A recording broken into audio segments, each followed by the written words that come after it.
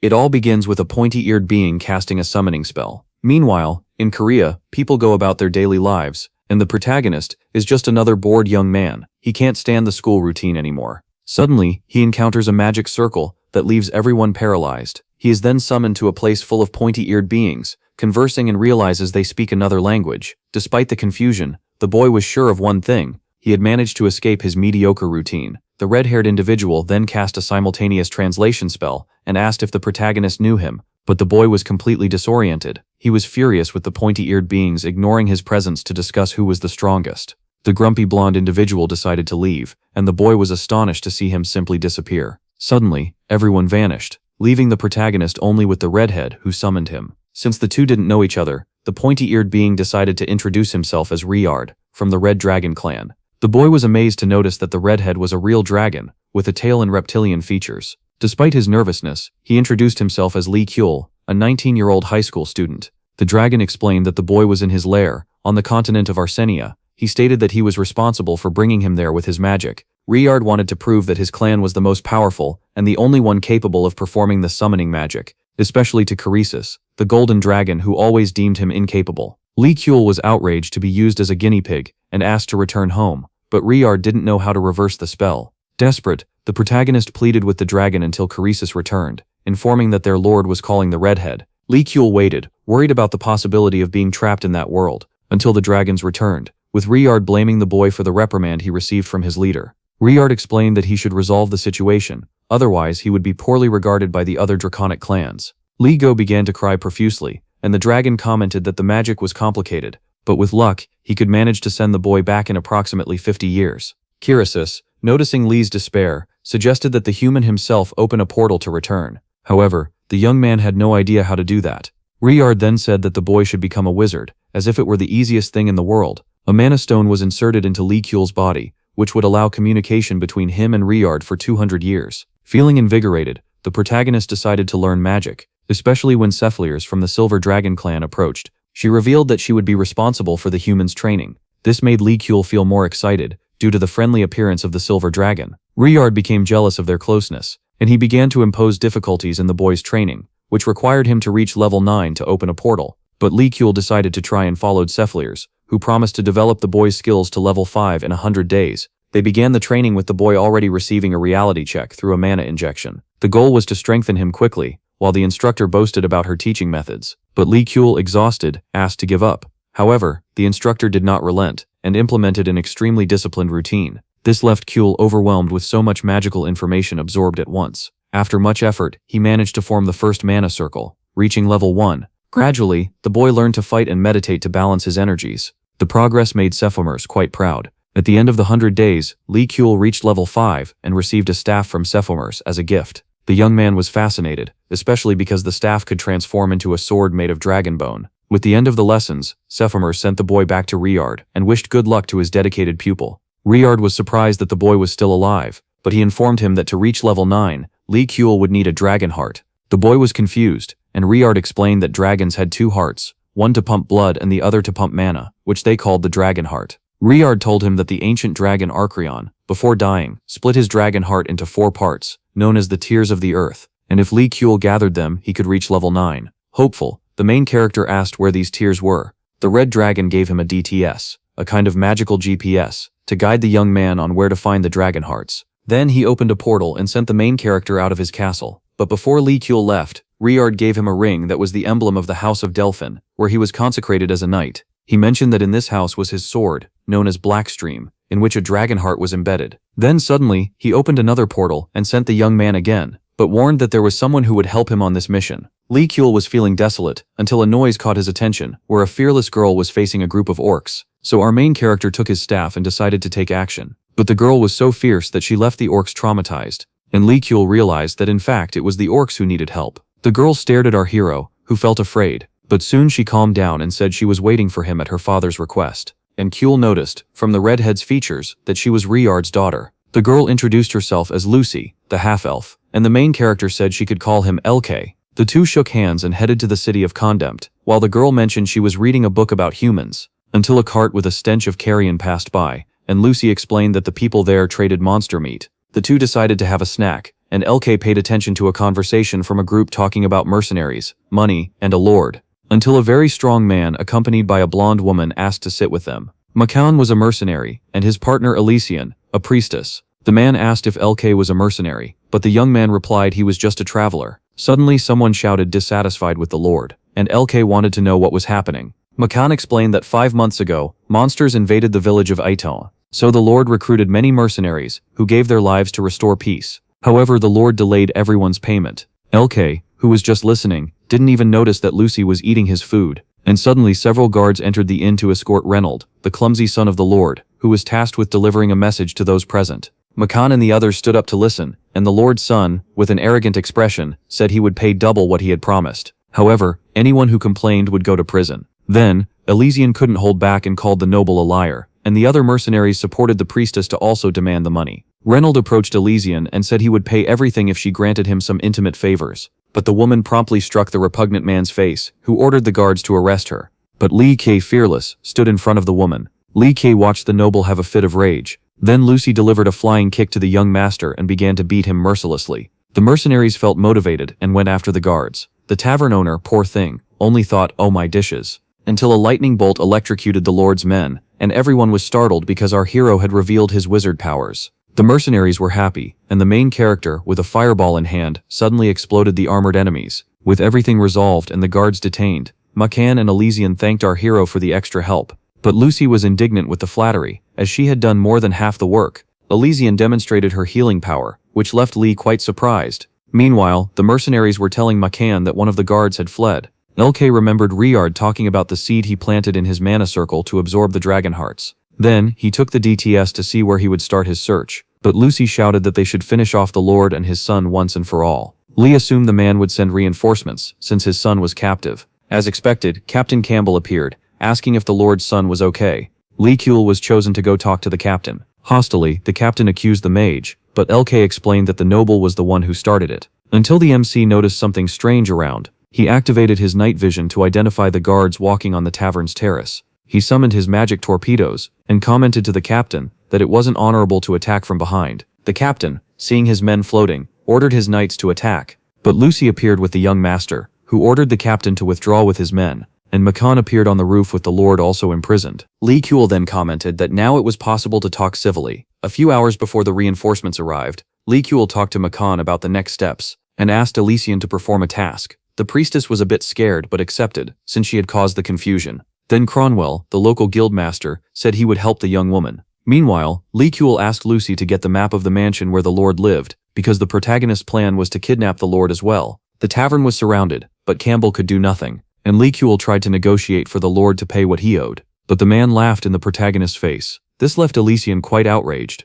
as she had witnessed the deaths on the battlefield. The lord pretended to be moved by the story, and said he wouldn't punish anyone, but warned that he wouldn't pay a single coin to those involved, leaving the mercenaries even more outraged. And Lucy, who was already bored, wanted to quickly end the situation. Then the lord, feeling the blade on his neck, decided to make a deal, and suggested they settle the situation in a trial by combat. But Lee Kuehl found it absurd to have to fight for something that was already the people's right. Then the lord proposed that if they won, he would pay double, but if they lost, Lee Kuehl would have to work for him for a year. Cronwell accepted the challenge, even against the protagonist's will. Then the lord explained that the dispute would take place in the Colosseum, in a best-of-3 format. The protagonist saw that, according to the rules, mages couldn't fight, and Makan explained that this would bring an unfair advantage. Then the day of the battle arrived, with the crowd excited, and the lord received the mercenaries exuding confidence, until Felix, the high priestess and judge, ordered everyone to take their places. Then she struck her staff on the ground and announced, "Let the games begin." The first fight was Cronwell's, who was eager to enter the battle, until a knight fully equipped with heavy armor entered the arena,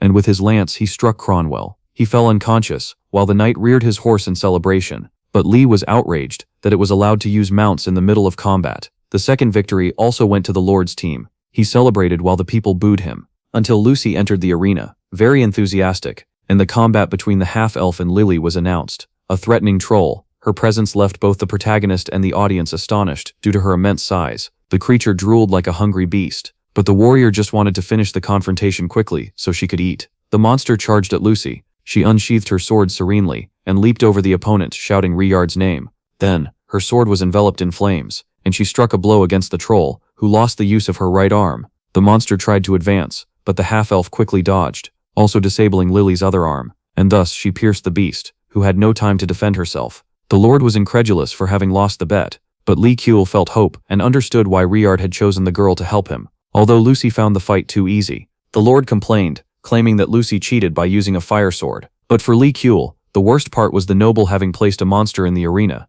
However, the priestess validated the fight and granted victory to Lucy. Then she told the protagonist that the sword had been a gift from her father, and Lee asked if the blade could be used by someone else, but Lucy informed him that only she could activate the spell. The Lord called the next fighter, Osborne, and Lee Kuel was shocked to realize that the man was a mage, but the hooded man asked the Lord to enter the arena, only if the fight was at a disadvantage. Makan entered the arena, and Kuel was surprised that the warrior wasn't using weapons. The night advanced, and the mercenary's body began to emit a golden glow, and he transformed into a huge tiger. This even scared the opponent's mount. Makan charged at the knight, and broke his lance with a single blow, and he knocked the opponent down with a strong right attack, ensuring victory for the protagonist team. The Lord, furious, ordered the last fight to begin. Then the mage Osborne entered the arena, and Lee, realizing that the rules now allowed it, jumped into the combat. For the unprecedented fight between mages was about to begin. Osborne asked why the protagonist was fighting, and LK replied that he was seeking the dragon heart. But the opponent simply invoked his spells full of hatred, and fired magical torpedoes at the boy, who promptly pulled out his staff and created a protective sphere. But Osborne seemed determined, and attacked again with fire arrows. Then Lee Kuel, in response, activated his ice spears,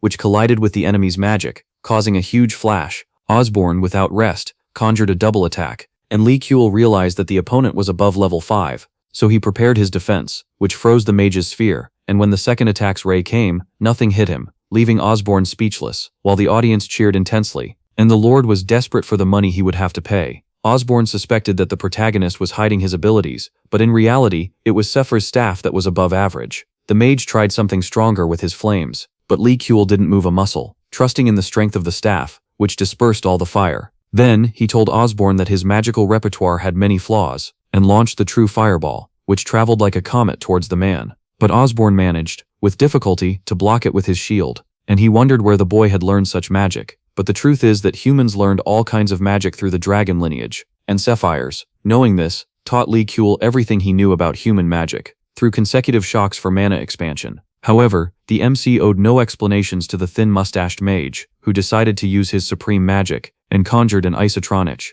Then, Lee Kuel also showed his supreme magic, conjuring a Fire-Atronich. The creatures began to fight, leaving the audience excited with the visual spectacle. LK decided to use more mana to strengthen his summoning, which turned the ice monster into a hailstorm. Then, Osborne surrendered and asked if LK belonged to the inner circle of the Tower of the Wise, but the MC, who was unaware of such an order, only wanted to know if the opponent would accept defeat. And even with the Lord's denial, Osborne gave up fighting, and the mercenaries celebrated with LK, while the Lord nearly had a collapse. The duo continued their journey with money in their pockets, until a cart approached. But it was Makan, who out of curiosity, was heading in the same direction as the heroes, so they hitched a ride, and Lee Kuel found it pleasant to have company on the journey. Lee took a look at the DTS to locate the dragon heart, but Lucy revealed that she could detect the artifact when they were close. When they stopped the carriage, Kuel said they were looking for an artifact his master had sent them to find. Then Makan asked if the boy was from the inner circle of the Tower of the Wise, and Lee Kuel was curious, as it was the second time he had heard about it.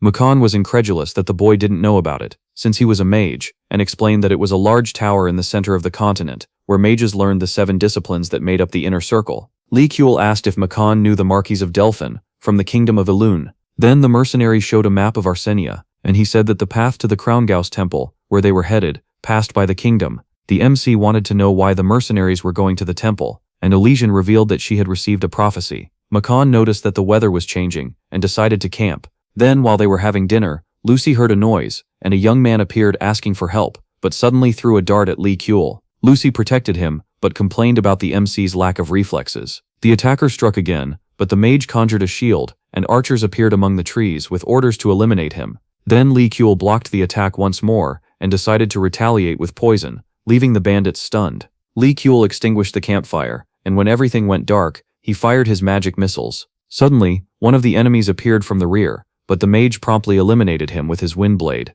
After the victory, Lucy used incisive methods to ask who had sent them. Then the leader of the group replied that the heroes should not have meddled with the Dark Brotherhood. But after another blow from the half-elf, The man confessed that they worked for a dark mage who used slaves in the vein mines. Makan commented that it would not be wise to confront a dark mage. However, Lucy was determined to take revenge on this class of mages, because dark mages did not use mana to perform magic, but instead made contracts with demons, offering living souls in exchange for power, and Lucy wanted to hunt them down at any cost. Lee was shocked when Elysian told him that dark mages used elves as sacrifices. The priestess decided to report the situation to the sacred temple, and Makan suggested they head to the village of Hajun Min. The next day, they continued their journey, taking the bandits with them, and by dusk they arrived at a village, where they were stopped by the guard. Then, Makan informed him that he was there to meet Karek. When the man appeared, he was pleased to reunite with the mercenaries after 2 years. He asked Elysian to help him with the patients. The woman went to the location, and saw that the work would be arduous. Karek introduced the group to other mercenaries. The protagonist did not get along well with Luki, the local mage. Then the mercenary Jenny said they were investigating the dark mages when they were ambushed. Makan informed them that there was a mine of magic stones in the Vein Mountains, which made the young Luki worried about smuggling. However, the most dangerous thing for Leaky was the proximity of the mountain to the village. Karek considered telling the villagers, but Makan pondered that it would only make them worried. Then Leaky will stepped away, as he just wanted to return home and have a normal life, until he heard a noise in the bushes. Then, a little girl named Marie appeared, asking to touch the protagonist's staff. Lee made some lights appear, which left the little girl fascinated and jumping with joy. The hero asked where the girl's parents were, but she cried as she told him they had been killed by cruel men. Then Kiwil conjured a magical carousel, and the radiant girl said she wanted to learn magic to defeat those who killed her parents. Lucy approached, having heard a child crying. Marie wanted to touch the elf's ears, which she vehemently refused. Jenny announced that the priestess had finished the healing. Marie ran ahead, almost crying. Leo, who had been healed, wanted to know about his squad, but Jenny informed him that they had all died. Then the mercenary swore he would avenge his friends. However, Elysian asked the man to rest, until the group heard a crash. The village was in flames. Lee remembered Marie and went looking for her, while Makan and the others prepared to protect the villagers. The protagonist saw many innocent people dead, but continued to search for the little girl. She had been captured by 2 bandits, and one of them decided to take her for a sacrifice. But a magic sphere hit the guy square in the face. Lee Kuehl shouted for Marie to run to him, while they were surrounded by dozens of wrongdoers. However, the young man was furious and unleashed arcane magic on the enemies. Lucy also joined the fight and drew several bandits into the battle, while the mage Luki and Jenny positioned themselves to provide support. Seeing 2 mages in action, the bandits decided to retreat.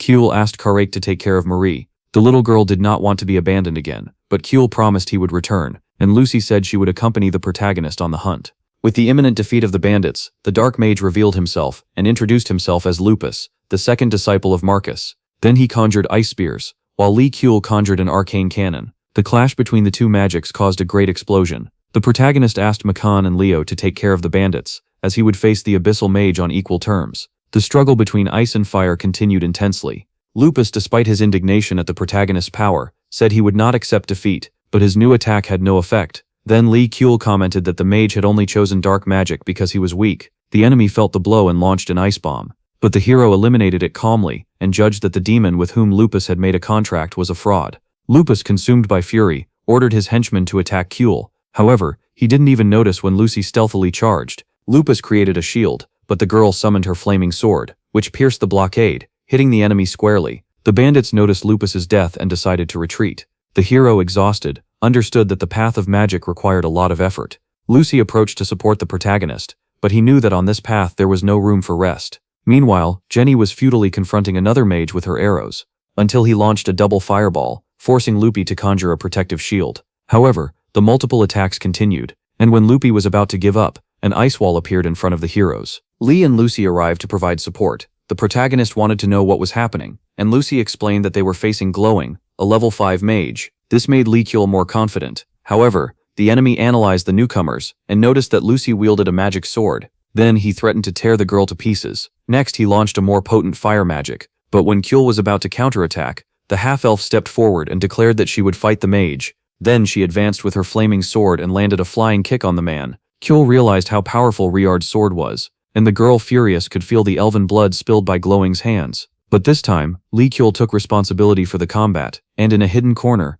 a mysterious old man curiously observed our hero mage. The fire attacks continued, and Lucy almost got burned in her charge. Then the MC asked for patience, as the opponent's magic was not infinite, and when the pace of the attacks finally slowed, Lucy charged forward without hesitation. But another magic suddenly appeared, preventing the half-elf from attacking. Then the old man revealed himself, and Lucy recognized him as the Dark Mage, who had overestimated his disciples, Glowing and Lupus. Glowing then kneeled, asking for forgiveness, and reported that Leeches had eliminated the other mage. The old mage wanted to know who our hero was, but the boy, as always, liked to provoke the enemies. Then the Dark Mage cast an extremely powerful spell against Kuel, who quickly invoked a protective barrier, but the light was so strong that our hero almost couldn't contain it. Lucy and the others were stunned by the flash, and when the light ceased, Kuel was standing, ready for the counterattack. A new elemental dispute ensued, but our MC knew that the old mage had more mana than him. The mage wanted to know where Kuel had learned his magics, and the young man, having heard so much about it, replied that it was from the inner circle.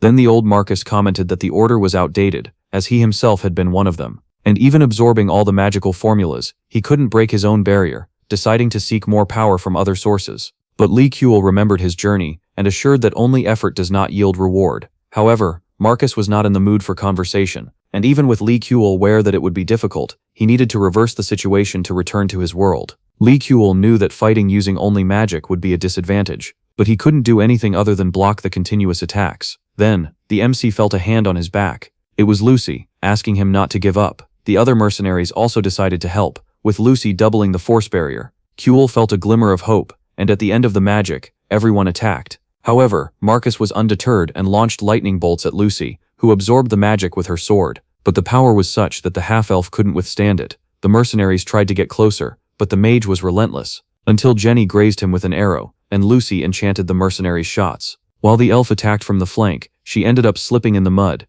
and when Marcus was about to finish her off, the great tiger appeared, which despite its ferocity, couldn't get close to the man, and fell with a huge wound on its belly. Lucy shouted for McCann. Then Kuel concentrated all the mana into his staff, and summoned a gust of wind, which as it approached Marcus, transformed into a fire tornado. And for the first time, the Dark Mage felt threatened.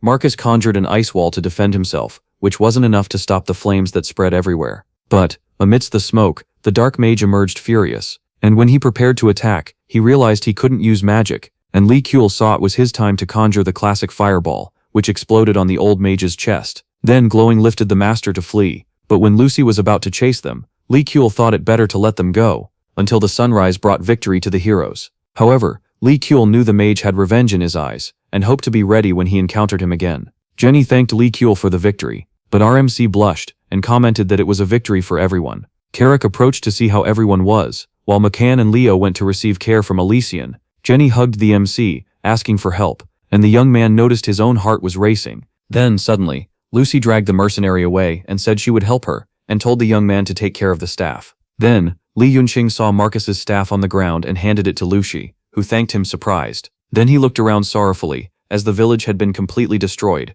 The heroes went to see Elysian in the infirmary, but the woman didn't respond. And, when they opened the door, they saw the priestess as a hostage. The bandits had captured the woman and the little girl Marie, and ordered them to let them escape. But suddenly, Marie bit one of their fingers, while Elysian freed herself from the other, immobilizing the bandit, who almost cried in regret. At that moment, Kuel tied up the others with magic, and Lucy severely punished the wrongdoers, so they wouldn't cause more problems. Elysian wanted to know how the battle had gone, and when Lei Kei told her they had won, the priestess and Marie jumped into the MC's arms in celebration. Marie thanked him tearfully for defeating the men who killed her parents, and Lei Kei said he had promised to do so, thus creating a familial bond with the girl. After the confusion, Elysian went to take care of McCain and Leo, and was happy to be able to heal them. Then organized the place, as the infirmary line was chaotic, and Leo, if he could, would crush Marcus for the harm he did to the population. The heroes deduced that the mages hadn't returned to the mines. Then Kuel realized he couldn't abandon them, and gathered the heroes towards the Vane Mountain, while Lucy nudged the leader of the Dark Brotherhood to show them the way. Kuel felt sorrowful for having killed people, even in the name of justice, until the bandit indicated they had arrived, but no one could see anything due to the thicket. Then the MC activated his night vision, and saw bandits gathered at the mine entrance. Lucy forced the leader to lie, saying they had arrived with the villagers, but the prisoner quickly rejoined the Dark Brotherhood members, and Lucy regretted not having hurt the guy more. The bandits recognized Kuel for having defeated the Dark Mage, but the leader wouldn't surrender easily. Only him, as all the others dropped their swords. Lucy liked it, and took the opportunity to give the bandit another beating. Makan and Lucy were tasked with watching the bandits and protecting the villagers, while the other heroes entered the mine, which was filled with mana stones, and gold gathered in chests, until Lucy found mana crystals, which left our MC fascinated. Leo commented that the crystal was as valuable as the Calente crystals. the most important mine in the kingdom. Lucy supposed the dark mages had collected at least 500 kilos of stones, and for that they used a lot of forced labor, which for Leo meant a threat to all kingdoms.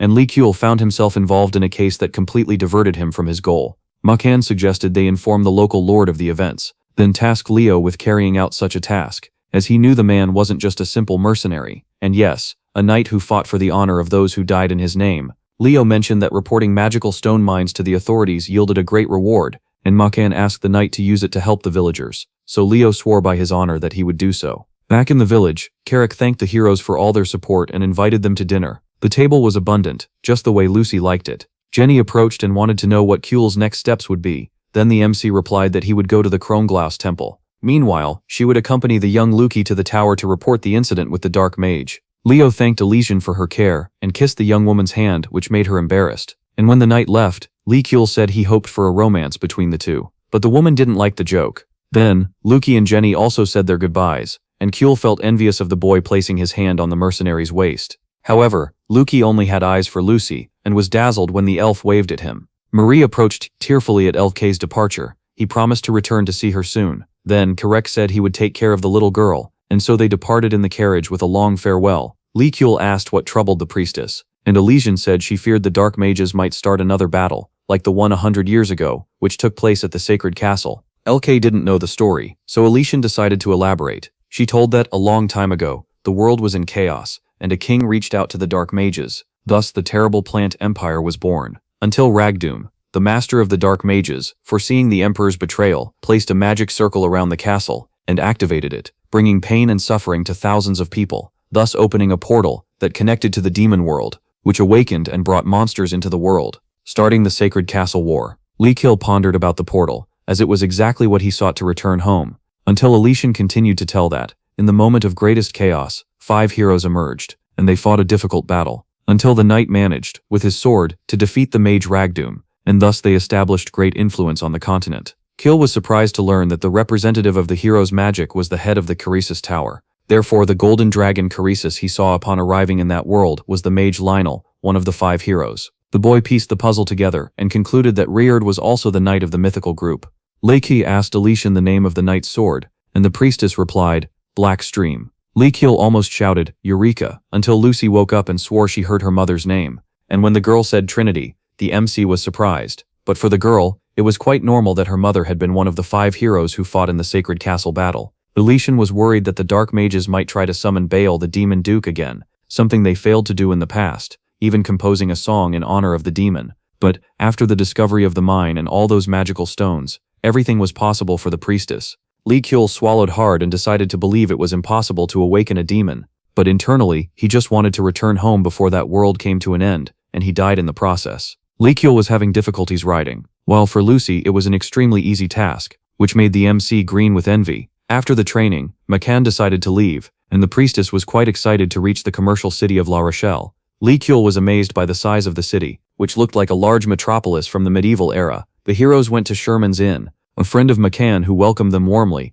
and our MC was very happy to be able to take a hot bath. The group was eating when Makan wanted to know if Lee Kuel's artifact was nearby. The boy took out his DTS and, noticing it was closer than he thought, asked what was north of La Rochelle, and Makan replied that it was where the fairy forest was located. With that, Lee Kuel was all excited about the possibility of seeing the fairies, but Elysian said it wouldn't be that easy, as the place bordered the spiritual world, and Makan added that generally those who entered the place rarely managed to leave. Lee Kuel almost panicked, as most of the dragon hearts were on that side, and Lucy, who only heard half of it because she was focused on eating, replied that she would go too, without even knowing where. Despite the difficulty, Lee Kuel did not think of giving up, so he suggested that the mercenaries head to the temple while he and Lucy would go to the forest. Until Elysian stood up, indignant. She took a deep breath and sipped her drink to maintain control. She reprimanded the hero, saying he couldn't underestimate his companions like that. Then, furious, the woman said she would accompany the duo on the mission. Makan agreed with the priestess. After all, Lee Kuel had helped them a lot.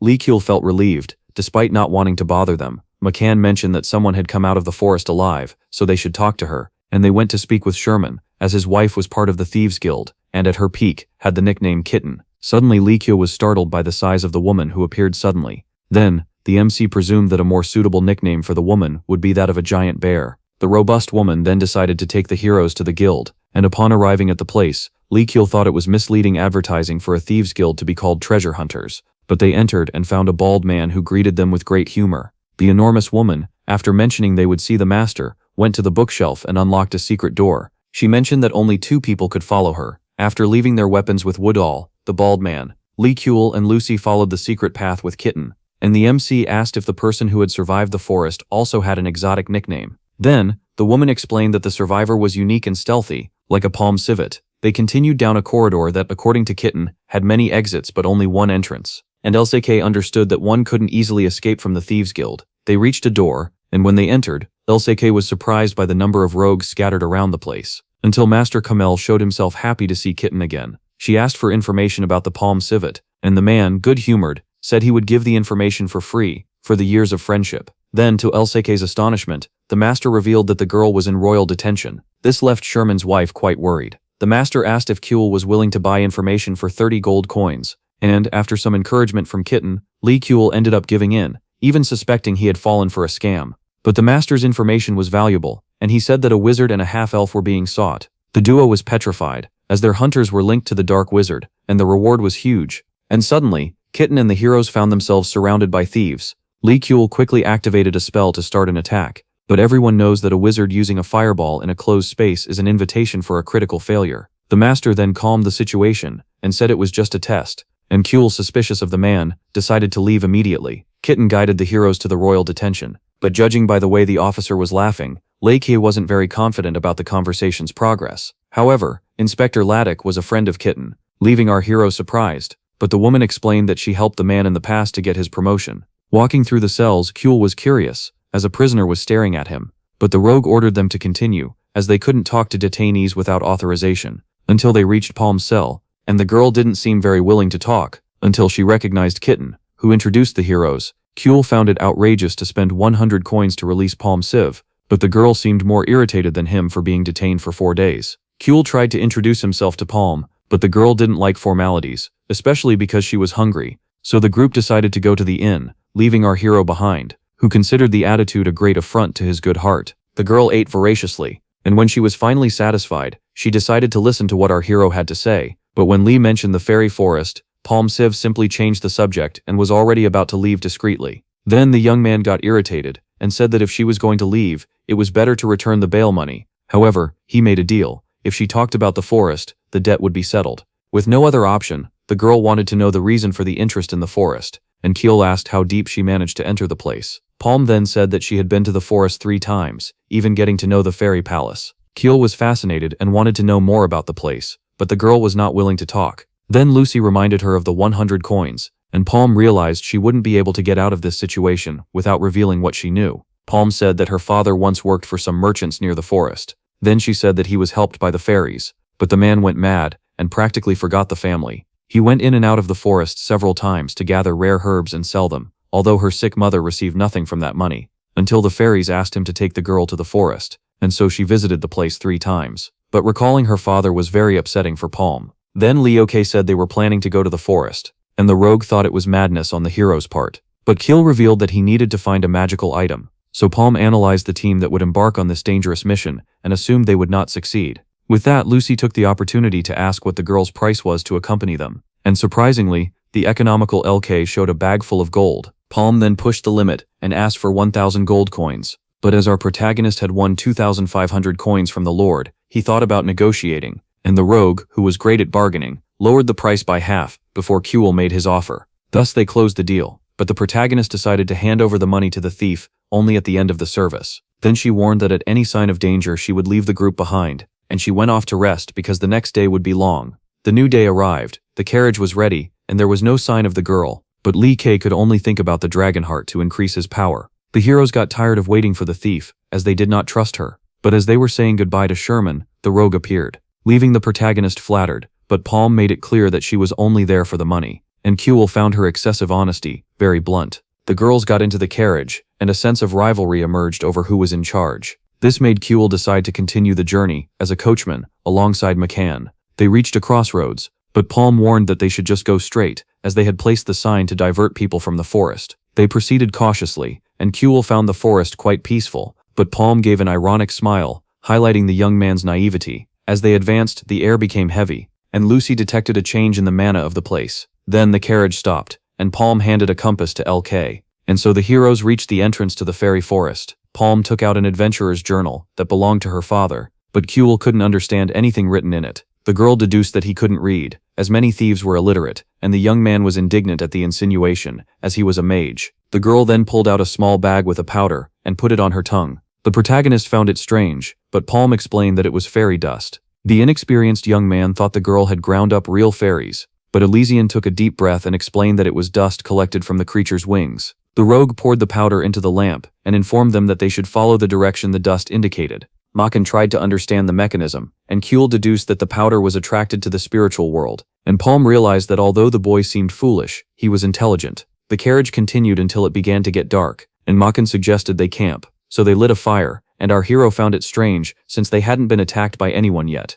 Meanwhile, Palm commented that the place was different from the last time she visited, but Lucy, with her elven instinct, already felt something different in the air. Suddenly, various lights began to fall like snow, and Lucy said they were seeds that hadn't yet transformed into spirits. Machen and Elysian were amazed by what they witnessed, until a light flake landed on the half-elf's hand, and so they learned that the fairies no longer existed there. Kuehl was outraged because a fairy forest without fairies made no sense at all. Then, the lights began to move. However, the light speck that landed on Lucy did not follow them. The elf decided to name it LS. The speck started circling Lucy, and our protagonist suggested she talk to the spirit since her mother was an elementalist. However, Lucy said she had no talent for that, being skilled only in combat. LK asked if the elf had any new leads on the Dragonheart, but she still had nothing. The day dawned, and Kuehl gave half the money to Palm, who had already woken up demanding her share. She needed to pay for her mother's medicine. This made her think angrily about her father. Then, she turned her back and said they still had 4 more days of travel to Mirror Lake. As they advanced, the trees changed color, until a flash almost blinded our mage. He thought they had already reached Mirror Lake, but Palm informed him it was an ordinary lake. So they decided to camp while contemplating the crystal clear water, but they were caught by surprise by a noise, which left everyone stunned. A majestic unicorn was trotting calmly. Machen commented that they were intelligent and became tame with pure girls. So Leke, just out of curiosity, wanted to know if this worked only with girls, but the animal did not take kindly to our mage. With Lucy, however, the unicorn was extremely affectionate. Palm seized the opportunity to try to pet the creature, but when Elysian went to pet the animal, it simply neighed and became restless. And for this reason the rogue judged that the priestess was not so pure, but she assured them she was completely innocent. Although the group did not believe her, then she burst into tears at the animal's rejection. But Lucy, who spoke its language, explained that the unicorn had only become alert with the human's approach. Then Elysian, relieved, ran to hug it. Machen explained that the unicorn's horn had powers against evil and cured diseases. This piqued Palm Civit's curiosity, and when the protagonist noticed the rogue's look, the priestess commented angrily that if they removed the animal's horn it would die. And while Palm defended herself saying that was not her intention, the unicorn told Lucy it would help them on their way. The carriage followed the unicorn, and LK missed his phone to take some pictures of that scenery. Then he reflected that even upon returning he would never forget that place, and therefore he needed the Dragonheart. The group reached Mirror Lake, and LK was amazed because the place was almost the size of an ocean. Then he approached the shore to contemplate how crystal clear the water was. But suddenly he began to feel thirsty, and when he went to touch the water, a whip struck him and stopped his hand. Palm quickly pulled the rope, pulling the boy away from the lake's surface, and she shouted that if he touched it, he would be sucked in forever. Then she took a stick to show how it worked. However, almost like magic, the girl saw that in her reflection, she was still holding the stick. Kuehl conjured a fireball and threw it into the lake to test it. He watched in amazement as the ball disappeared, while Elysian assumed the lake connected to another dimension. Leke, who had studied the reflection of worlds, said it would be impossible to navigate that surface. They needed to know how to cross it, but that point was the farthest Palm had advanced in the forest. The girl then took her father's diary to take a look. While Lucy watched the small light LS move away, the rogue suggested the mage make them fly, but the protagonist said it was risky. And when our hero was losing hope, Lucy saw something in the distance, and noticed that LS was being followed, but Lek couldn't identify what it was due to the mist. Then he activated his magical vision, and glimpsed several Pegasi flying towards them. The animals landed near the heroes, and Lucy said they were there to give them a ride. The protagonist promised he wouldn't die, as they took off. Until, after the initial thrill, he saw that everything was calm. But suddenly, the animals advanced into the mists, and the heroes found themselves safe and sound on the other side of the lake. Li Yunsheng saw on the DTS that they were in the right place, until Lucy pointed to an imposing castle, where she could sense the presence of the Dragonheart. They walked through a garden, and Palm bent down to pick some magical herbs. But Li Yunsheng was not willing to anger the Fairy Queen over a theft, and when Alishan also scolded the thief, it was enough for her to give up. The castle was well maintained and Li Yunxing commented that the place seemed empty, but Lucy was undeterred,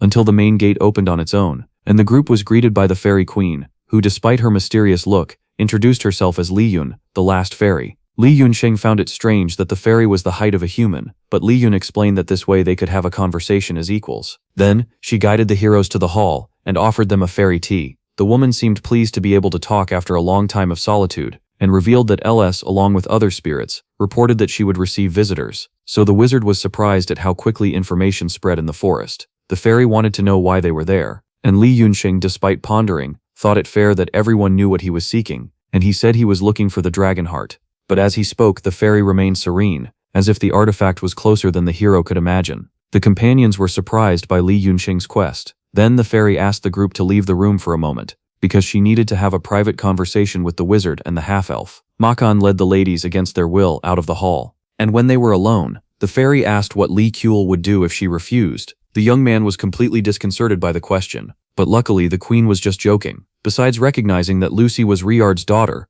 Li Kuel was perplexed by the fact that the fairy knew the red dragon, and the queen recalled that Riyard, along with other dragons, helped cure the fairy's disease. She touched the necklace and wanted to know why the protagonist wanted the last remnant of the good Ekrion in that world. Teal was embarrassed to ask for something so valuable for personal use, but he began to recount his tragic story, while the group waited impatiently outside. After hearing everything, Li Yunxing supposed that Riyard was then researching dimensional portals, but according to Lucy's information about her parents' vacations, Li Yunxing thought the dragon was researching another type of portal. However, without hesitation, the fairy removed the necklace and extended it to the hero, explaining that in fact, the artifact had no magical use for her. Li Yunxing was speechless, until he noticed Palm Civet entering the room. He was furious that the girl had listened to the conversation, but she swore she was just impatient, so he preferred not to go into details with the intrusive thief, and opted to ask Li Yunxing why she was the last of the fairies. Li Yunxing then explained that when the phenomenon of dimensional portals occurred, the fairies were able to manifest in the material world. However, many acquired the size of a human and lost their wings, thus becoming what everyone knew as elves. Li Yun was stunned by the revelation, even knowing the subtle connection between the two races. The queen continued, explaining that those who did not become elves had difficulty adapting. So along with other races, they built the fairy palace, which symbolized a peace agreement. However, with the arrival of the dark wizard Ragdoom and the battle of the sacred castle, the fairies decided not to fight and hid. Then, out of fear of an invasion, they used nature spirits to protect the forest. But the demonic mana continued on the continent, leading to the disease that killed half of the fairies. However, the queen, sorrowful, understood that this was a punishment for turning their backs on the world. Therefore, she created a dimensional portal so that the surviving fairies could return to being spirits of light. Makin felt the queen's pain, and Palm wanted to know if the queen had news of her father. She was surprised, as Li Yun remembered her from when she was still a child, and knew that the thief felt a tremendous void due to her father's absence, although the girl vehemently denied it. Li Yun commented that invading the forest was a one-way path, but Li Gyul interrupted her, as the man had come out alive. The queen then explained that the barrier was meant to prevent interaction between the races, and that only she managed not to be infected, thanks to her power as the fairy queen. However, the main mode of contagion was the dust falling from the fairy's wings, to Palm's despair, who had ingested the dust, and to the group that tried to leave the hall. But Li Yun explained that contagion only occurred after 3 minutes, and the dust the girl carried was over 10 years old. Palm then wanted to know what had happened to her father. After all, Li Yun explained that he had been infected, and had probably infected her mother as well. Palm felt deceived because her father had told her it was pneumonia. Then Li Yun confirmed that demonic mana was almost impossible to cure, and if it were discovered, the whole family would certainly be quarantined. Li Yun recounted that the man sought the fairies for help, imagining that the unicorn's horn would save his beloved wife. However, when a unicorn dies, its magical power vanishes with it, and the best way to remove the horn is when the animal is asleep. But for that, a virgin girl is needed. So Palm understood that her father only took her to the forest to try to save her mother, and she wanted to know why the fairy didn't appear to meet them. The queen explained that the fairy who found them had fallen ill, but there was another reason to avoid contact, because Camille, Palm's father, had harvested rare herbs in the forest. Then some merchants found out and asked him to guide them to the location. Camille refused, of course, but was threatened, so he left, leaving only his diary and the fairy dust behind. He watched the men extracting the herbs without permission, until he heard the little fairy calling him and apologizing for causing pain to his family. Camille noticed the fairy was sick, but still, she tried to give him a eunesia flower. However, the bad men saw the fairy and did everything to capture her. Camille tried to stop them but was injured by one of the merchants and fell dazed. The wrongdoers searched him and found the fairy dust, which began to spread in the air. Palm couldn't believe that if they had the Unicia flower, her mother would be cured, and Lilian revealed that it was the most potent healing flower in the fairy world. But Palm didn't want to accept such a story, believing that Camille abandoned the family due to an obsession with fairies.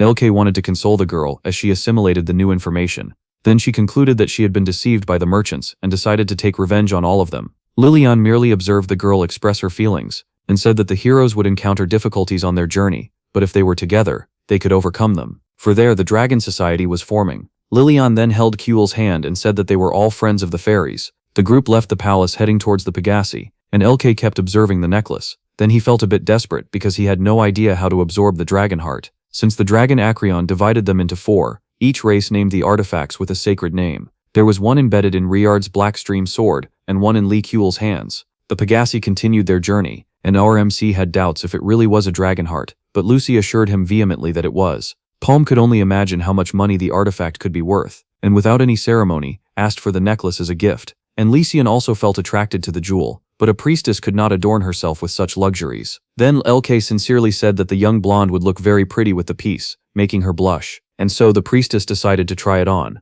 Lucy wanted to know if Kuel also felt the dragon heart in the jewel, but the effect was null. Then the artifact began to glow in the MC's hand, and he remembered that Riard had planted seeds of the same harmony in his mana circle. Then he began to feel the connection, and he asked the half-elf how to absorb it, but the girl got excited, stating that he was the mage there. Until the absorption began, and the group wanted to know if the boy would return home. But Kuel explained that he needed the 4 jewels, and he didn't like how Palm was interested in the stones. Days passed, and our MC was analyzing the DTS, until Asuyam approached and asked how it worked. The mage explained that you just needed to put a little mana, and the object would track the dragon hearts. When searching for the next one, Lucy informed that she would only identify it once she finished absorbing what she already possessed. The carriage continued on its way. Kuel commented to Macon that he was thinking of returning to Riard's house. Meanwhile, inside the vehicle, Lucy was conversing with the little light LS. Kuel then heard the elf ask to stop the carriage. She revealed that Camel's tomb was nearby, startling the rogue upon hearing her father's name. Palm commented that she suffered greatly from the man's disappearance. Lucy then asked if the rogue would like to visit the site.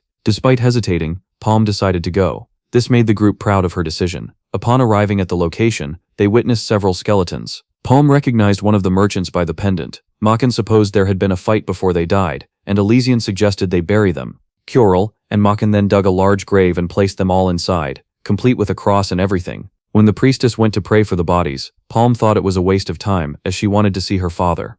The rogue observed the tomb adorned by the fairies, and asked Elysian to say a prayer, returning the diary and fairy dust so that Camille could rest in peace. After the funeral, Lee Kuel suggested that Palm take the man's remains home, but the rogue thought the fairies had worked hard to set up the tomb. Moreover, the queen gave her free access to visit the site whenever she wanted. Curel wanted to know if the girl would still work for the merchants. Outraged, she vehemently denied it. The protagonist was concerned and asked if she had forgiven her father. Trying to change the subject, she said yes, but at the moment she just wanted to eat a big meal with meat. The mission came to an end, and Kuel gave the rest of the payment to the rogue. She promptly took the money and asked if there would be an extra payment, but Lee Kuel, indignant, thought the girl didn't deserve it. The protagonist was exhausted, while Lucy just wanted to eat, so they set off back to La Rochelle, with Lucy drooling from sleep, and the protagonist cleaning her like an older brother. But suddenly the elf woke up and shouted for the carriage to stop. Macon was left puzzled by the situation. Lucy revealed she felt something dangerous nearby. Everyone was on alert, as the energy was from dark mages. Kuel told Palm he had fought some of them before. He was irritated when she said that if she had known she wouldn't have come along. The mage crouched to detect the evil. Suddenly, several fireballs flew toward them, but Lee Kuel promptly conjured an ice wall to defend himself, until one of the enemy's attacks hit the carriage. The heroes tried to find ways to protect themselves. Palm narrowly avoided being hit by arrows that stuck in the ground. Others whizzed through the air, but Lee Kuel stopped them with magic and counterattacked with a tornado. Then, Lucy, determined, charged at the enemy, who seemed to enjoy the heroine's boldness. Lee Kuel, sensing the arcane presence surrounding the place, recognized an energy similar to Marcus's and quickly invoked his force field. While a powerful mana formed among the trees, Kuel tried to stop that whirlwind. When the magic ceased, he supposed the opponent was at least level 6. Then 3 mages revealed themselves, pleased to meet the boy who almost defeated Marcus, especially since he was just a youth. Even realizing the man's demonic energy was intense, the protagonist said he was happy with the reputation. However, the mage promised to destroy Lee Kuel for interfering with his dark plans. Kuel knew he would face a heavy attack. The dark mage was outraged that Kuel was even stronger than his companions. The young man was worried because Lucy had entered the forest after the other villains. With the carriage completely destroyed, there was no way to escape. But the old man threatened, saying there would be no escape for the hero. He then conjured another powerful spell. To protect himself, Lee Kyul tried to form a dark matter barrier. The defense absorbed the enemy's magic into the void, leaving him surprised by the boy's talent. Kyul then thanked for the teachings he received about light and darkness, until a stone whizzed through the air, and the dark mage, with little effort, blocked it. Kyul, noticing that the mage was stronger than Marcus, judged him to be the leader, but the man was still just a level 7 subordinate, for the true leader was even more powerful and terrifying. The enemy ordered one of his henchmen to take care of Makan and Lucy, promising not to disappoint his master. The subordinate set off at high speed. Kyul then became enraged and launched a thunder shock against the enemy, but the attack caused no damage to the adversary. The hero did not give up and cast another electricity spell. Meanwhile, the dark mage calmly awaited him. However, Lee Kyul only wanted to distract the old man, so his friends could escape. Realizing the situation, the enemy gathered all the electrical charge at the tip of his staff, launching the spell with double power against the heroes.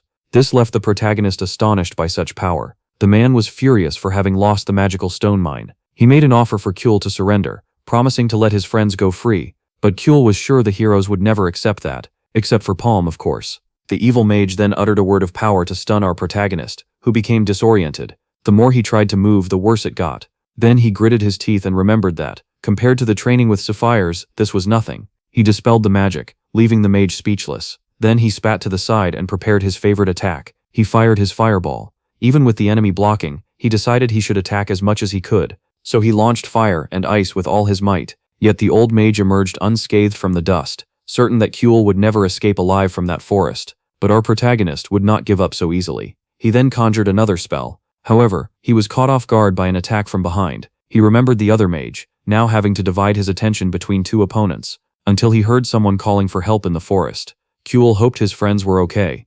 The old man asked who the protagonist worked for, and already summoned another magic circle for a powerful attack, but Lucy appeared with one of the enemies as a hostage. However, the bald mage did not seem to care about the disciple, leaving Lucy somewhat indignant. Suddenly, the weaker mage prepared a fireball against the elf, but Makan appeared in his tiger form and delivered a brutal attack on the individual. Despite the animal's fury, he managed to restrain it, and when he was about to deliver the coup de grace to the tiger, Kyul tried to stop him, but the bald mage had the advantage. The protagonist could only defend himself and watch. His friend tried to rise against the mage. However, the heroes needed to improvise. Palm struck the other enemy with a whip to disorient him, stealing his staff, as that was what she did best.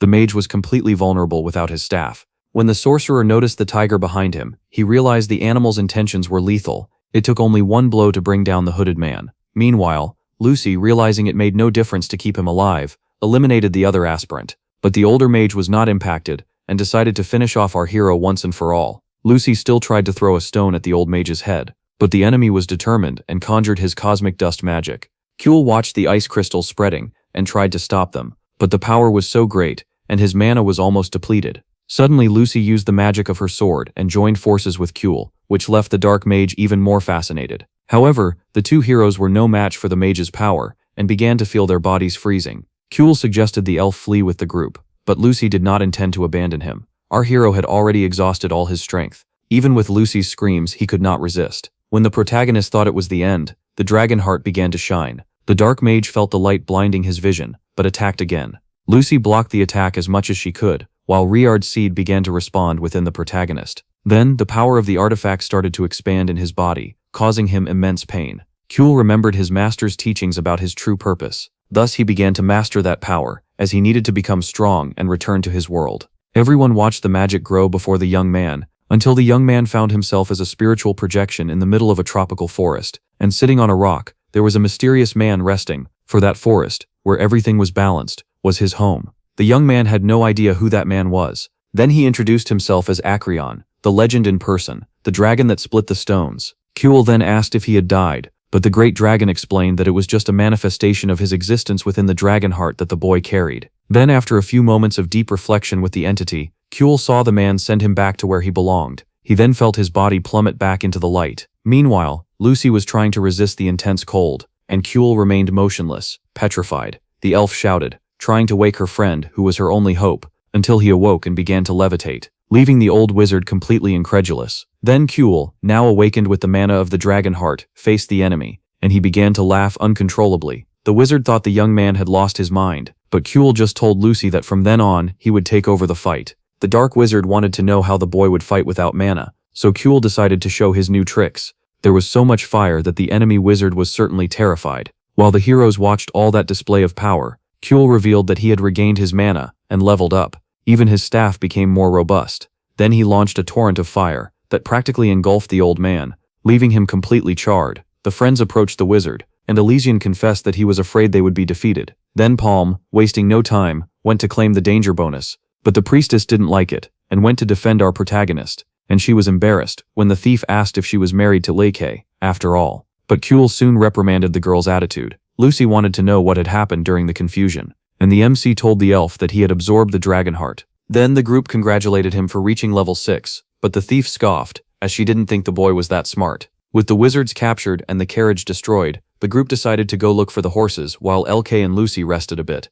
And when everything seemed calm, Lucy noticed that the bald wizard's staff was still emitting power, so Kuehl went to get the object. But suddenly, flames appeared to attack him. Kuehl quickly blocked them, and completely by surprise, another wizard appeared, indignant to see his companion charred. Then he decided he would take revenge. The three stared at each other for a while, and Lucy seemed to recognize him. But when Kuehl asked the girl to step back, the wizard for some reason wanted the elf for himself. However, both the tiger and the cat arrived by surprise to attack the elder, but they were easily repelled. Then the man wanted to know how many lives LK had sacrificed to become such a powerful dark wizard, but Kuehl, not understanding anything, replied that the dark wizard there was the old man, and Lucy commented that his energy was different. Then LK noticed that, indeed, the wizard's mana did not exude dark magic, and decided to say that the old man was losing his mind. But the wizard did not want to listen to our hero, because the staff that LK was holding emanated dark magic, so he dropped the staff and said, "Look, it's not what you think," and showed his own staff, through which he had conjured his spells. The old man dismounted from the horse, still not believing the MC, and deduced that the boy was too young to have such power. But LK boasted, claiming he was a prodigy boy, and suddenly he stated that he was 70 years old. Logically, the wizard did not believe it, but it seemed that LK was not willing to talk about the dragon heart. Then, already out of patience, the old wizard took off his hood and said he was 67 years old. Lucy decided to end the confusion and struck the MC on the head. And in the midst of that stalemate, Elysian appeared, claiming that our hero was not a dark mage. But just when it seemed the old man would relent, he accused the MC of brainwashing the priestess. Then, it was necessary for Leo, the knight, to appear to confirm LK's identity. Kyle and Lucy were surprised by the guardian's presence. Yet the old mage wanted to start a discussion about the way the heroes spoke to the prince, leaving Kuehl speechless with the revelation about young Leo's royal lineage. Then, a delegation appeared with Leo, finding it outrageous the way the MC addressed the prince.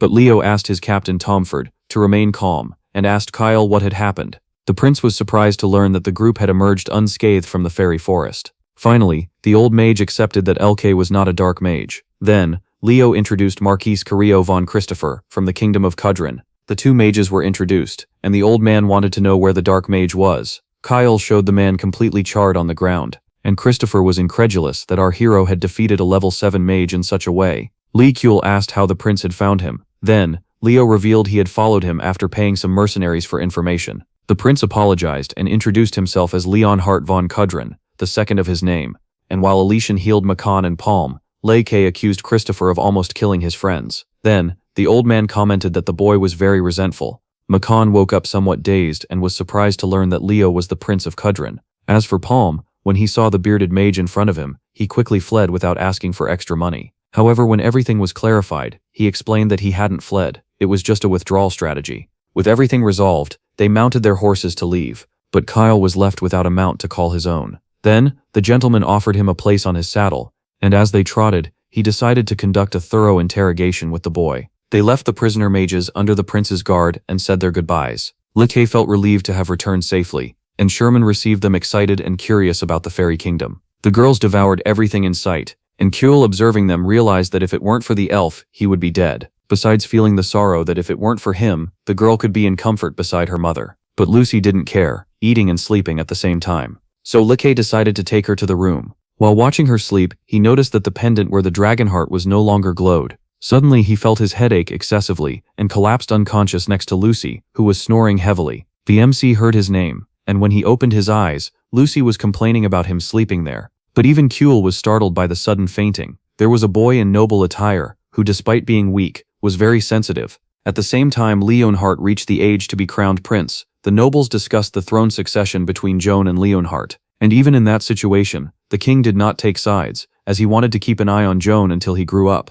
After failing with public opinion, Leonhardt abdicated the throne and insisted that the king grant the crown to young Joan. But the nobles remained watchful, while Leo led a life distant from political intrigues. Macken then explained that this is why Prince Leonhardt became known as a layabout, but Else didn't like the nickname, and Leo, who was right behind, agreed. The prince recounted that they had interrogated the prisoners, and the mage Christopher explained that the mercenaries only knew they were working for a dark mage. Else didn't believe the story, and suggested extracting information from the bald man's disciples. Then, Leo said the men were dead. Kuehl was outraged that no one was watching them. However, Leo explained that even the guards had been eliminated. The prince wanted to understand how the dark mages had discovered the magical stone mine, and Christopher revealed that one of the mages had escaped. Besides, rumors pointed to the existence of a sinister organization called Darkgate, which even made Elysian shudder upon hearing the name. However, even if they were just rumors, Leo would continue to investigate if there was a high number of people sacrificed. Makan suggested increasing the army to combat the enemies. Kuehl remembered that the bald man had mentioned working for someone.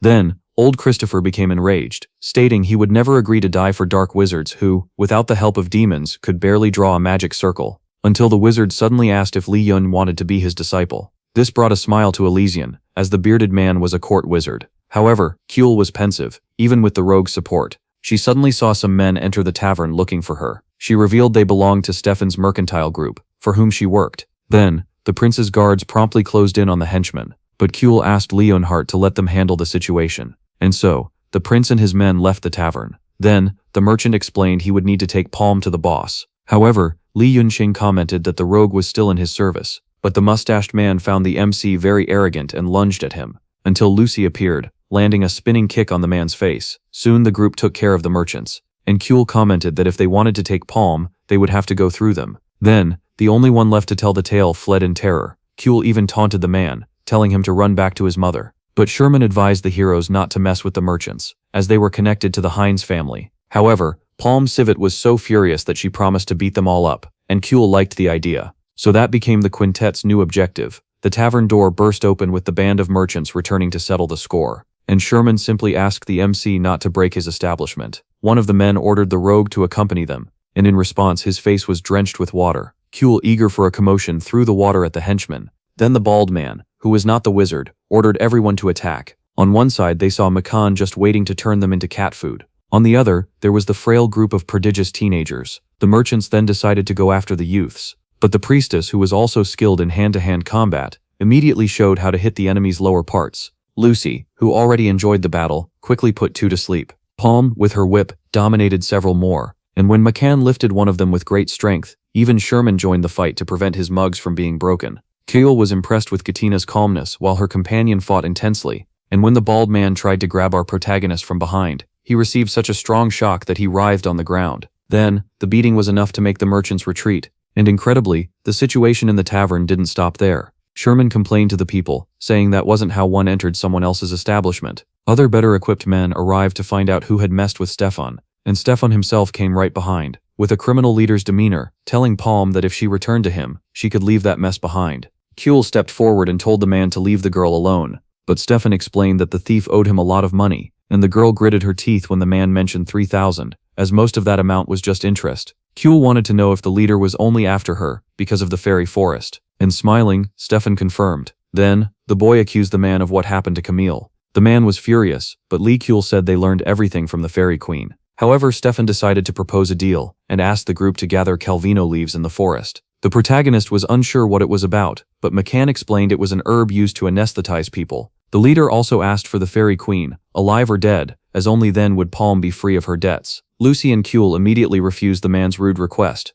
Stefan then ordered his henchmen to attack, and this time, the wizard took action and trapped the opponents with his magic. Kuehl ordered not to let Stefan escape, and Palm, with her whip, launched herself over the henchman towards the leader, delivering a strong blow directly to his face, and then immobilized him, until someone burst the tavern door open again, to Sherman's despair. But this time, it was the Royal Guard soldiers. Lieutenant Guilford ordered them to stop the commotion, but Palm, if she could, would have eliminated Stefan right there. Kuehl suggested that the girl obey the guard, so she calmed down and handed the criminal over to Guilford, who asked what was happening. Stefan stepped forward and said he had been attacked unjustly, and even with Kuehl and Palm saying it wasn't true, the lieutenant ordered the arrest of everyone except the criminal leader. Then, Leonhardt arrived and accused the officer of listening to only one side of the story, and ordered him to arrest Stefan and his henchmen for the disturbance at the inn. After all, the prince was just observing and listening to everything, but the lieutenant, who didn't know Leonhardt, was not willing to yield, and ordered his men to arrest him too. Then the prince's captain opposed and asked if the officer knew who he was talking to, but Guilford insisted he had the authority to arrest anyone.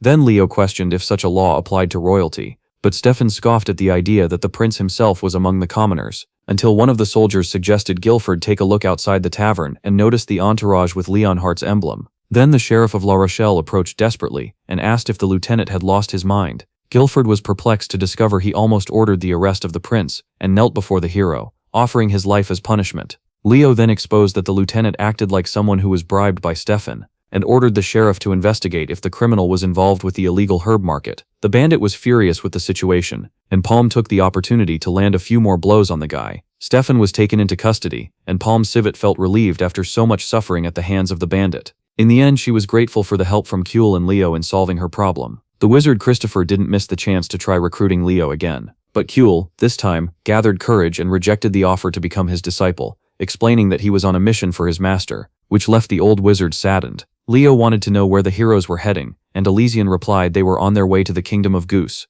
Leo then asked the protagonist to be careful, as the dark wizards were still at large, and LK commented that there might be more mines of magic stones, leaving the prince worried about the other kingdoms. Kuehl then questioned if the dark wizards were really going to summon demons, but the group quickly reprimanded him, asking not to attract bad luck with that thought, and Kuehl realized that talking about demons there was almost a bad omen. Palm said goodbye to the group as the services were over, but Kuehl felt a tinge of longing for the thief, and as she walked away he shouted that he would leave the next day. Palm felt tears fall and ran so as not to draw attention. The next day the carriage had been repaired, and Elysian was hopeful about the journey. Makan said goodbye to the innkeeper, who received a reward from the prince for the commotion, while Kuehl took one last look at the city, hoping the thief would do well in life. And suddenly, the girl was on top of the carriage, ready to leave, making excuses that it was better to leave because she was being prosecuted. But Lucy didn't fall for the thief's story, which made her furious, and Kuehl laughed as the group was reunited again. Then, they headed to the Kingdom of Goose. Lucy was excited to visit the Kingdom of Goose, which was one of the 7 greatest constructions of Arsenia. On the other hand, Palm seemed bored, and Kuehl commented that Stefan was already being investigated. Lucy asked if the thief knew the city, but Palm replied she never needed to go there, as she served the goddess of luck Marinka, and Elysian found it curious, as only thieves served that goddess. While Makan guided the horses, listening to the commotion, Kuehl then tried to calm things down, and wanted to know what was so important about the Kingdom of Goose. The priestess was eager to tell the story of the place, and she began by saying that it used to be a village called Atland, where Elena lived, who climbed the mountain to pray, until a crowned goose appeared, and said she should spread its will across the land. Palm thought it was a made-up story, but Elysian assured that Elena showed the cure for diseases to humanity. Kuehl wanted to know if the priestess was a native of the Kingdom of Goose, and the girl confirmed she was an orphan, and had been raised by the nuns. The MC made up a story that he too had been found by Rayard, just to get into the spirit, but it reminded him of his parents, and he wished to return home as soon as possible. They arrived at the imposing kingdom, which left both Lucy and LK speechless at the size of the place. Then, 2 guards politely prevented the group from entering the kingdom, but Elysian introduced herself and said that Father Hamill was expecting her, which promptly changed the men's minds.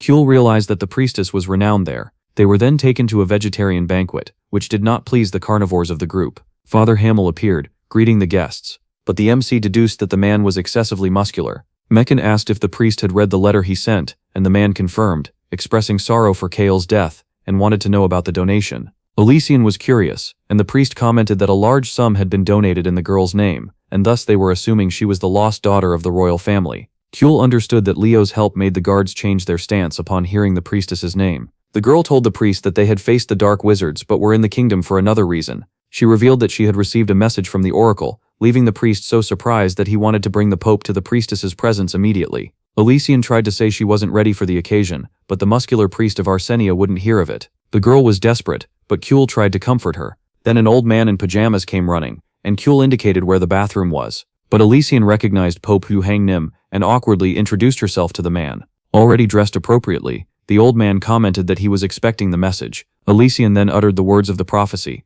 which spoke of the living, the dead, and a portal that would open, and that those not from that world would disappear. The priest and the pope knelt before the priestess. While Kuehl didn't understand anything the girl said, the religious figures were certain of the meaning of those words, or almost certain, which left the MC even more confused. However, what mattered to the Pope was the situation Elysian was in when she received such a message. The young woman recounted that she was praying when a figure of light appeared, and she walked towards it. However, she fainted, and upon waking, she was in her bed. Elysian also revealed that her divine power had increased considerably. The priest deduced that she had become a high priestess. But Kyle, already overwhelmed with so much information, demanded they speak literally about what was in the message. After all, then the Pope wanted to know who the cheeky boy was, but asked if everyone had memorized the message. The girls felt their intelligence insulted, but Kyle asked for a repeat. The Pope then explained that the message related to recent events, and Kyle asked if there was any connection with the Dark Wizards. But the religious figure understood that the Dark Wizards only wanted to bring disorder and chaos. Then, he remembered the message Lucy's mother received a long time ago. However, the people were so happy with the victory that she didn't share it with everyone, and so the religious figure presumed it was time to prepare to confront the new darkness. Kyle commented that he ended up crossing paths with the Black Gate. The priestess decided to explain to the Pope how it all happened. The priests were concerned about the possibility of the Dark Wizards already being embedded among the royal families, although it was difficult, as getting involved with Dark Wizards meant losing honor. But Kyle knew there was something hidden in this story. Then the Pope revealed that the situation was compromised in the kingdom of Elwyn, thus extending to the kingdom of Kudrin. This left Makan worried about Prince Leo. The Pope began to decipher the message, and Kyle also tried to understand how the words connected to the Dark Wizards, until the last verse brought a strange feeling to the protagonist. Someone who exists in this world but is not from this world. Kyle was sweating cold with so many assumptions made by the group about who this being from another world could be. Both Elysian and Palm were willing to eliminate the powerful foreign enemy. Poor guy, he just wanted to escape school. But before heads rolled, Kyle was even more certain that he needed to return home soon. So to ease the situation, the protagonist mentioned that this individual might just be lost. The priestess became even more furious, and blamed those who summoned the unwanted. But when Lucy tried to defend her father, our hero promptly silenced the troublesome elf. The Pope then stepped forward and said that the church would be willing to help combat this new evil. This renewed Elysian's hopes. She now had to decide between staying in the church or traveling with her friends. So she chose to accompany our hero to Elwyn. This made both Makan and the priests proud of the young woman. Then the Pope approached Elysian and revealed that she might become the next saint, as it was Emily who gave birth to her. He then handed the girl 2 sacred bracelets worn by the supreme elf. Elysian was very embarrassed, but the Pope reminded her that she should return them once the fight was over. Thus, the young woman put on the jewelry while receiving the pontiff's blessing. After the ceremony, the priestess accompanied the religious to pray, and Makan noticed how happy his friend was. Unlike Kuel, who even without wanting to get involved, would have to face the Dark Wizards, because the prophecy also spoke about him. So more than ever, he wished to gather the 4 stones and leave. "Oh God, it's me again," he said. It was the day to leave. But Kuel felt that Elysian wanted to stay in the kingdom, although she knew she would return soon. Palm was somewhat suspicious about being in the right direction, but Kuel confirmed that he had consulted the magical tracker. The rogue asked what LK would do if someone already had the dragon heart, and when the protagonist mentioned the idea of stealing it, she made sure to say that it wasn't right coming from her. Then Lucy, with her style of letting things happen, calmed Archmage's anxiety. He stroked the girl's hair and found it extremely soft. The carriage crossed the border, and they reached the capital of Elwyn, and Kal was apprehensive as he looked at the map, wondering if the family from 150 years ago was still there. However, there were still quite a few kilometers to go. According to Makan, LK took the Delphin family ring, wondering about Riard's expectations regarding his journey. On the way, LK wanted to perform a magical experiment, and asked the girls for help to stop him if it didn't work. And they loved the idea of torturing our prodigy boy. Meanwhile, Makan, acting as the coachman, was getting used to the chaos inside the cabin, because Lelke had just been tied up with Palm's whip, and could barely breathe. And in this context, the only one showing sanity was Elysian. Then, the lack of oxygen began to leave Lelke disoriented, talking about power and reaching the supreme level, to the point where even Palm began to regret tying the boy so tightly. Lee Kuel conjured the mana injection, and suddenly, the pendant and the mana circles on his body connected, making the protagonist have a near-death experience to meet the creator again, or rather, Acreon. He decided to explain to the boy about level 6, first informing that with mana injection in a living mage, the maximum reached is level 5. Then, he sent an injection to the boy's head that made him tremble uncontrollably. Meanwhile, on the other side, the girls noted that it had been a good idea to tie up the clever boy. Acreon congratulated the boy for enduring the pain of the level 6 charge. Well, Kuel asked if he would see the god again, and Acreon said it would depend on the dragon hearts he found. Then, he was brought back to reality, and Lucy assessed that it was faster than the last time. Kuel looked at the pendant and noticed that the object's function had ended. On the way, Makan asked to observe the surrounding villages more closely. Kuhl agreed and decided to take a nap. But while he slept, he heard a commotion outside the carriage. Then Lucy said they had blocked the road while McCann tried to bargain for passage, until a guard told the superior that they were stopping suspicious people. Then, the man with a severe expression analyzed the travelers, and Kuhl tried to use his charisma, but the attempt failed drastically, and the officer ordered the boy's arrest. Then, the guard showed something that left the chief perplexed. It was Lucy, the red-haired elf. Suddenly, one of the guards on the wall announced the approach of the army of a certain Duke Spellis, and the officer was not pleased with the visit, because the man arrived with an intimidating cavalry that made him tremble. Then, the Duke was announced as Albert von Spellis. He greeted the officer, Lord Jeppes, with grandeur, but Jeppes dryly asked what the knight was doing in those lands. The man demanded the officer surrender, promising to maintain his title if he swore loyalty to Albert von Spellis. But Jeppes, firmly, replied that he already served the Marquis of Delphin. The girl merely watched the situation intensify, until Jeppes drew his sword and challenged the knight to a duel. Albert von Spellis felt comfortable, as he had expected the challenge. He threatened again that if Jeppes did not surrender, he would end them all once and for all. However, suddenly, Gull approached the Duke and peacefully asked them to stop. But when von Spellis saw Lucy, he belittled her in front of everyone. He ordered his men to capture her. Gull then invoked his magic circles and cast fire against the soldiers. The knight beside Albert suggested that the man come to an agreement with the mage. However, the Duke did not believe that the blaze was real, until he saw his men burning and panicked. The archers shot arrows at the flames, but they were no match for the young man's magic. Albert deduced that Jeppes had planned all of this, and demanded the officer's head from the knight Elmar, who quickly crossed the wall of flames. Gull launched an electric attack to paralyze the opponent. The young man, confident, called the Duke for a one-on-one combat. However, the army leader did not accept, and ordered his men to attack with full force. The protagonist retaliated, casting magic intensely, until the Duke himself fell from his horse. Gull asked if watching the battle from afar was satisfactory for Jeppes. Then the officer realized the situation and ordered his men to attack as well. Duke Albert retreated, but Lucy, who does not like being insulted, made a swift move and hurled a boulder at the man, hitting the target squarely. Jeppes asked his men to organize the troops after the victory. The Lord thanked Kuhl, who asked who the Duke was. Jeppes explained that he was the second son of the Spellis family, and was at war with the Marquis of Delphin. He then wanted to know what the protagonist's relationship with the Marquis was. Kuhl was left unsure of what to answer. They were then taken to the castle, which bore the emblem of the Red Dragon, where they awaited the officer to speak with his lord. Kuhl observed the place while Lucy enjoyed the smell coming from the kitchen, until the lord approached, leaving the entire group impressed, for Reina von Delphin was a red-haired girl who seemed like an older version of Lucy, but without the elf ears.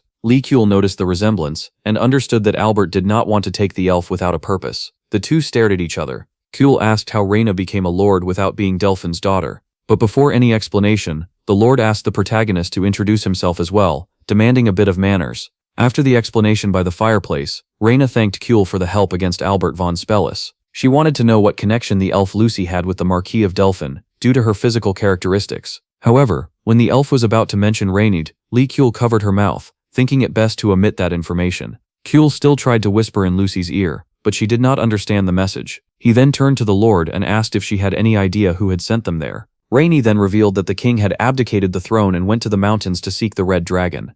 Kuhl explained that Lucy was a direct descendant of Rain von Delphin, and that he was a disciple of the elf's father. He then showed Rainey's ring to Lord Rainey. He explained that Lucy's father had asked him to deliver it to the Marquis of Delphin. Suddenly, the redhead threw the ring into the fire.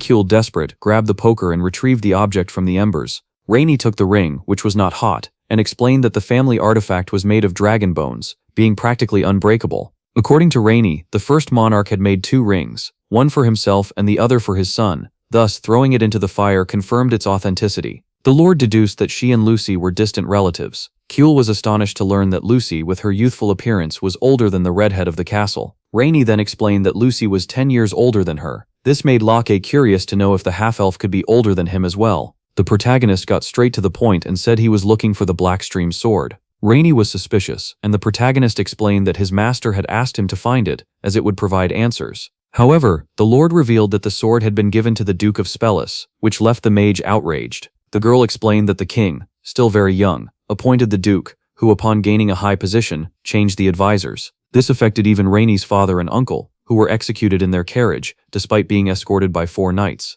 Makan found the story suspicious, and the girl agreed, as the mages of Delphin found traces of magic at the scene. Thus she supposed that the mages of the Elua Tower might know the answer. Moreover, The head of the Order of Mages was a von Spellis, and therefore cancelled the investigation. The Lord mentioned that she even received a marriage proposal from the Duke himself. Machen understood the Duke's strategy but said, hopefully, that the Lord could win this battle. Kuhl wanted to know if it was Albert von Spellis, but Rainey said it was another Duke, nearly 60 years old, which outraged the protagonist and the rogue with such insolence. However, the Lord's greatest outrage was that the man might be involved in her father's death. So, by rejecting the marriage, a war began, in which the sword ended up in the enemy's possession. Rainey revealed that she was inclined to marry to protect her people, but Lucy promptly opposed and said she would never let the younger relative make such a sacrifice. The two embraced, and the half-elf promised she would help her. And logically, the hero confirmed that he would assist them in this great challenge. The heroes considered hiring mercenaries to help the kingdom, but Lucy suggested they attack directly, as they had done before. However, dealing with a duke would be a much more complex situation. The half-elf was upset with LK, thinking he was unwilling. She was frustrated because for the first time she felt like an older sister. Then she immobilized Kuhl, and the young man quickly changed his mind due to the girl's insistence. Kuhl suggested they kidnap the duke. Palm found the strategy somewhat risky, so they decided to sleep on it and think of something better the next day. However, in the middle of the night, a noise woke the protagonist. Machen got up quickly. The girls also woke up startled. Reyna appeared, informing them that the duke was at the castle. Lucy reassured the Lord, who was moved by the protective attitude. Luque organized the group, leaving Elysian to care for the wounded, while the others headed to the wall. Palm initially hesitated to avoid conflict. However, even reluctantly she agreed. Duke Alan, who was Albert's brother, announced himself at the castle gate with his men. Jepes, from inside the walls, responded that the Lord would only receive them in the morning. Duke Alan then said he would only leave if they let him see Duke Albert, until LK appeared furious and ordered the group to return. The Duke clenched his teeth upon seeing LK, who was pleased to know his reputation remained intact. Alan ordered them to hand over his brother. Kurl agreed, on the condition that Alan enter the castle alone, but the Duke, feeling insulted by the mage, ordered his men to attack. The archers quickly fired. Kurl protected everyone with his magical shield. The Duke's soldiers were impressed by the young man's power. Then Jepes ordered a counterattack with the same intensity, hitting the soldiers trying to breach the walls. Kurl realized he was in a real war and couldn't defend everyone, so he decided to launch a large-scale fireball. Suddenly, an older man with a mustache summoned ice spears, surprising the hero with the presence of a mage on the enemy side. But he even enjoyed being able to fight on equal terms, and when the Delphin soldiers hesitated, Lucy arrived with her blazing blade to attack and rally the group. Makan and Palm also joined the battle. Meanwhile, the mage hired by the Duke revealed his assistants, who launched another attack, which was blocked by the protagonist, but it was just a distraction, as the real blow from the mustached mage was against the castle gate. And when Kuhl realized it, a huge mud hammer had already been conjured. Kuhl leaped, and noticed the soldiers wielding magical shields. The mud hammer struck the gate, leaving Jepes and his men worried. Palm asked if there was a secret passage for them to escape. Kuhl thought the idea of a passage was brilliant, but with the intention of launching a surprise attack, Machen thought it would be risky. But for LK, once they captured the Duke, the battle would end. Palm then decided to stay at the top of the castle to avoid unnecessary risks. Jepes ordered a group to go to the secret passage, while the hammer pounded frantically against the gate. Kuhl noticed there were several magicians, and since the soldiers had those magical shields, he created a huge source of light that blinded the enemies. When Duke Alan ordered them to protect the magicians, they were already writhing under Kuhl's electricity magic.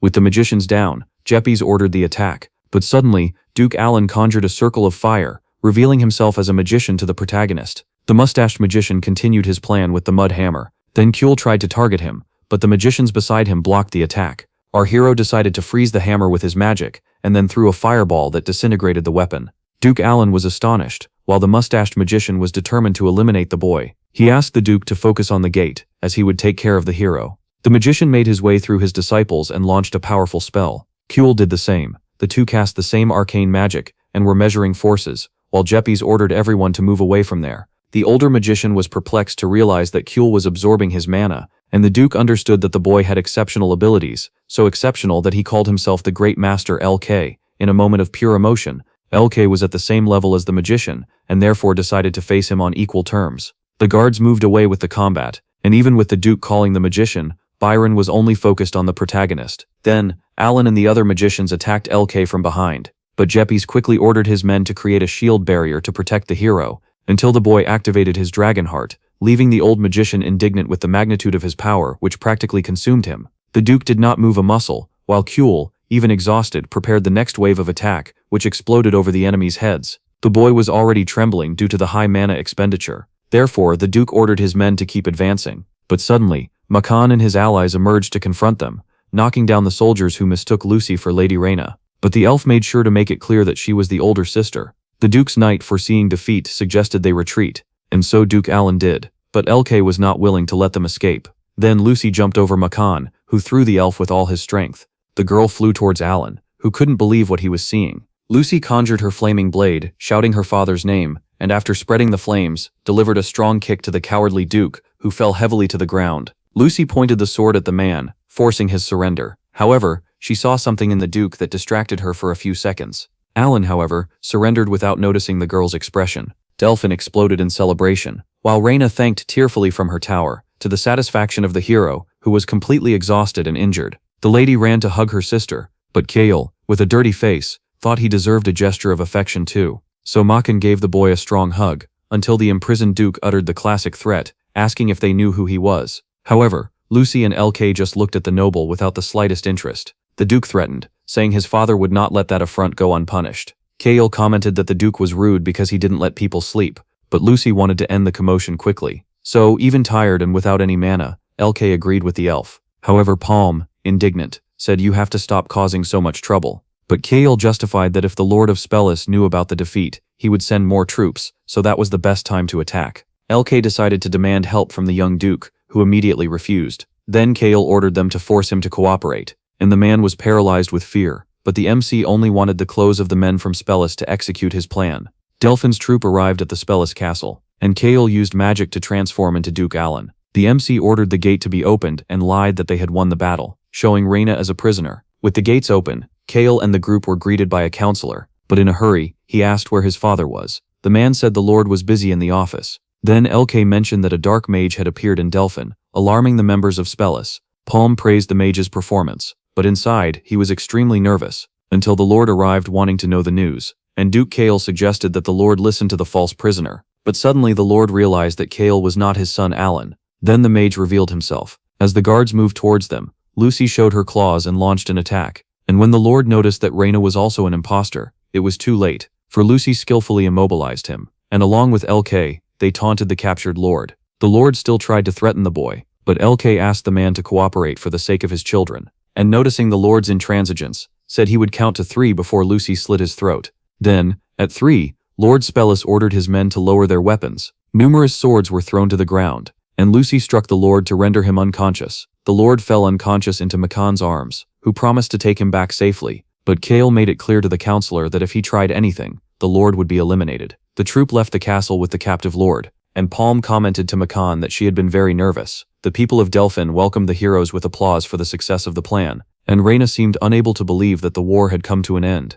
Leke had another bleeding, and Lucy was worried, but the MC said he just needed to rest. The next day, Leke was still very weak, but he couldn't give up on the Black Stream. Kael and Lucy went to see the prisoner Lord, who received them very irritated, but Kael got straight to the point and asked about the sword. Then the man replied that the weapon was in the Tower of Eloa, with his uncle Adrian. Disillusioned, the MC decided to leave after the answer, and the Lord, enraged, wanted to know if all that conflict was because of the sword, but he got no response. Kael felt fatigued with that cat-and-mouse game, until Reyna announced the arrival of an ambassador sent by the king to end the war. However, the ambassador was none other than priest Adrian von Spellis. The man arrived at the place full of smiles for LK, who decided to play along just to see what the priest's intentions were. Then, maliciously, the priest commented he was surprised the boy had defeated Byron. Kael confirmed but tried not to be manipulated, even needing clues about the sword, until Lucy approached the priest, and the two stared at each other suspiciously. And Reyna explained to the priest that she was already negotiating with the Lord, so there was no need for external interference. Upon hearing the news, the priest decided to leave, as he was more curious to meet Lelke than to resolve the war, leaving Reyna and the others perplexed. However, the MC couldn't stand seeing the man leaving, and asked if the Black Stream was in the magic tower. The man became interested in the boy's desire, who justified it as a relic of the Delphin house, and therefore needed to be returned. Then, the priest replied that he could only return it with the king's approval, and so he told the MC he could help him with 2 conditions, that he release the Duke in 3 days, and that, with Byron's death, he take his place to continue the research in the magic tower. Kuehl felt the deal was risky, but to obtain the Black Stream, he accepted the offer, eliciting a mysterious smile from the old priest, who wished for a good relationship between the tower and the kingdom of Delphin. Reyna was worried about the boy's departure, but Kuehl replied that he wouldn't fall into any trap, especially with Lucy by his side. The priest hurried the pair. Then the two entered the man's carriage, and Reyna watched them leave with a heavy heart. Kuehl glimpsed the great tower which had been founded at the beginning of time, but his focus was the sword, so he decided to check the DTS to see if the priest was telling the truth,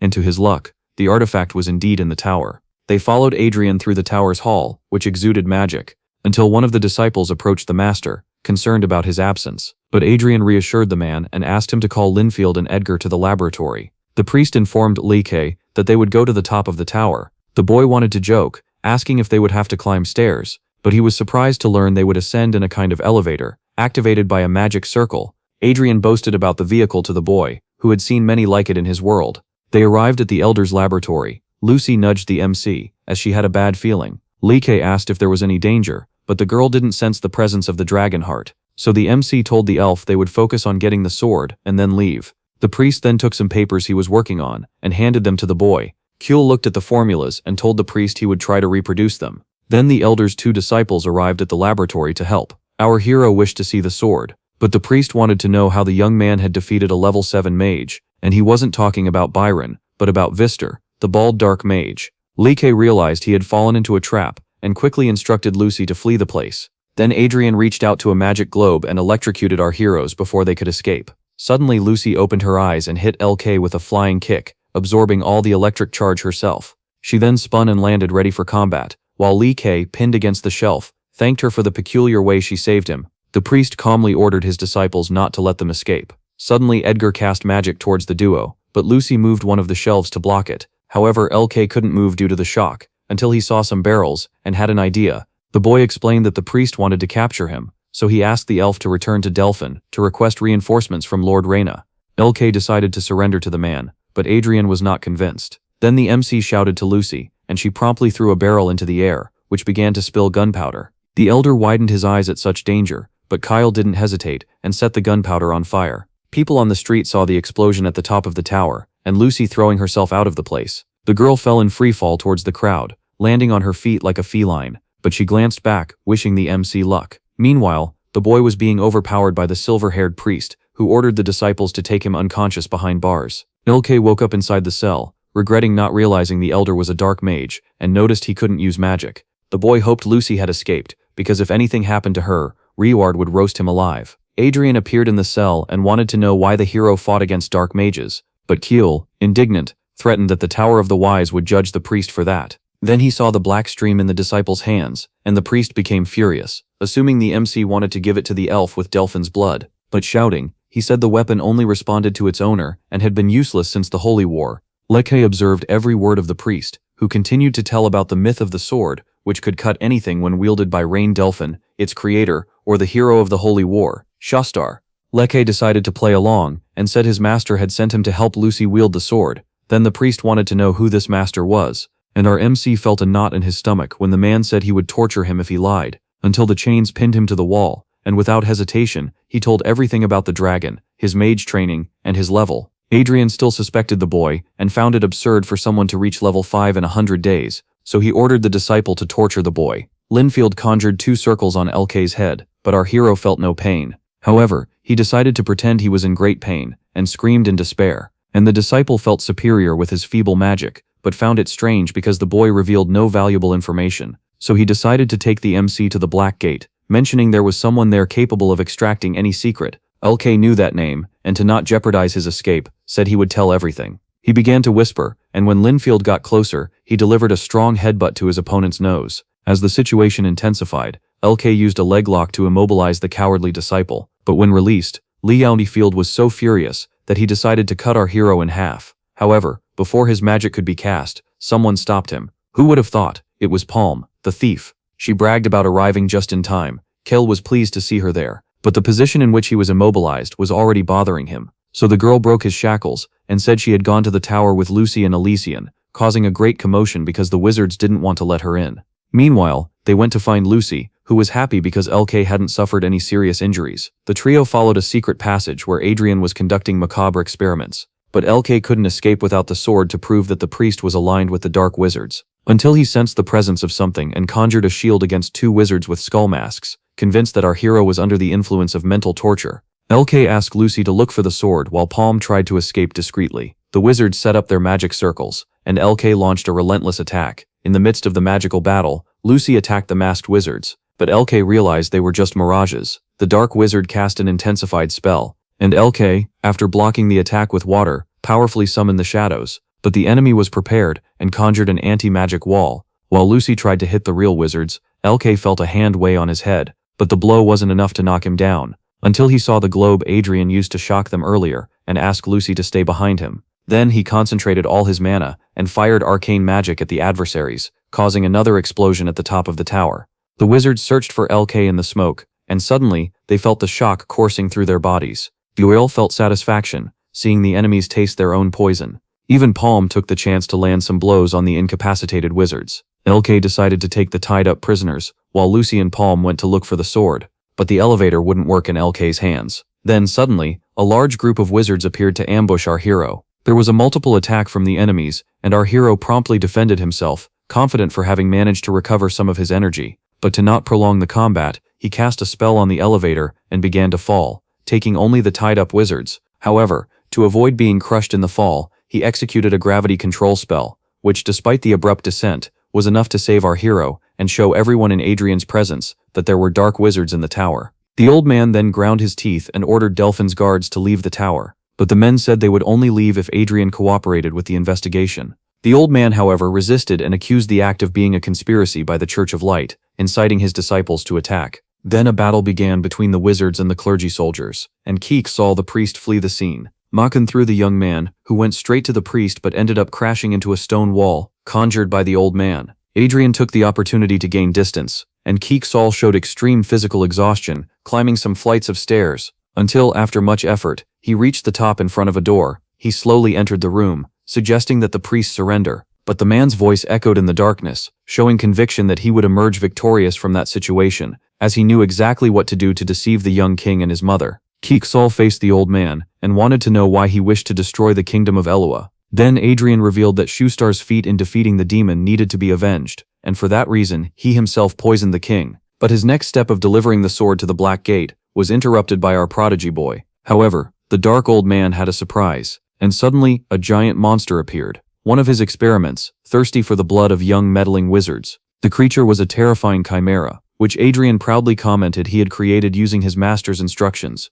LK found it an affront, as the creation of chimeras had been banned. As Adrian was certain he had reached the pinnacle of magical evolution. The monster charged at Kuel, who quickly activated teleportation and narrowly avoided being hit. LK needed to stay focused, as the monster was fierce, so he began unleashing his best spells against the creature. But nothing seemed to have any effect, as the priest had inserted an anti-magic stone into the monster. Kuel tried an air spell that cut the chimera's limbs. However, its regenerative power was also impressive. To make matters worse, the priest decided to join the battle, keeping our protagonist on alert for the cowardly attack. He dodged the chimera's strike, but immediately afterward, the priest cast his spell. Kuel quickly conjured a shield to fend off the creature, and the old man was frenzied to see his project in action, until Kuel dismantled the shield to the priest's surprise and quickly imprisoned the chimera with his magical ropes. Adrian summoned an air hammer, and Kuel ran as fast as he could, firing an arcane cannon at the monster. Our hero was weak but couldn't give up, so he gathered as much energy as he could to attack once more. Adrian immediately summoned a force wall, while the flash of Kuel's arcane power filled the area. The priest considered it insolence for the young man to keep fighting, but he knew little about our mage's accumulated energy, which trapped the monster behind a magical barrier and ran off, proving to be relentless. Old Adrian was completely confused and ordered the chimera not to let the young man escape. Kuel tried to block once more, and the serpent part of the monster advanced on the shield. The protagonist only had time to see the fangs approaching his face, but suddenly the beast's head was severed.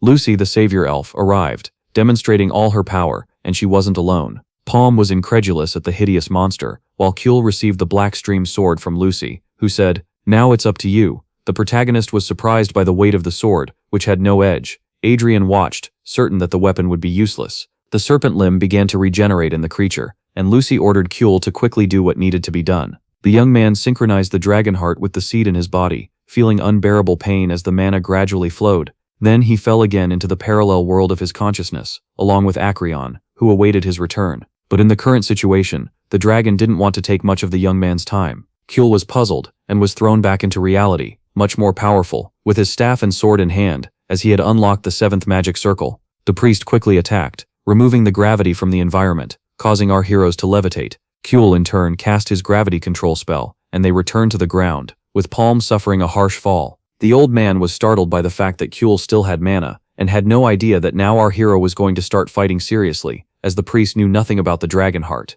Lucy advanced against the chimera, executing the magic of her sword while the mages fiercely faced off. The combat was intense, with both giving their all. Lucy continued with her quick attacks, and when she wounded the monster, she felt a viscous liquid gush over her body.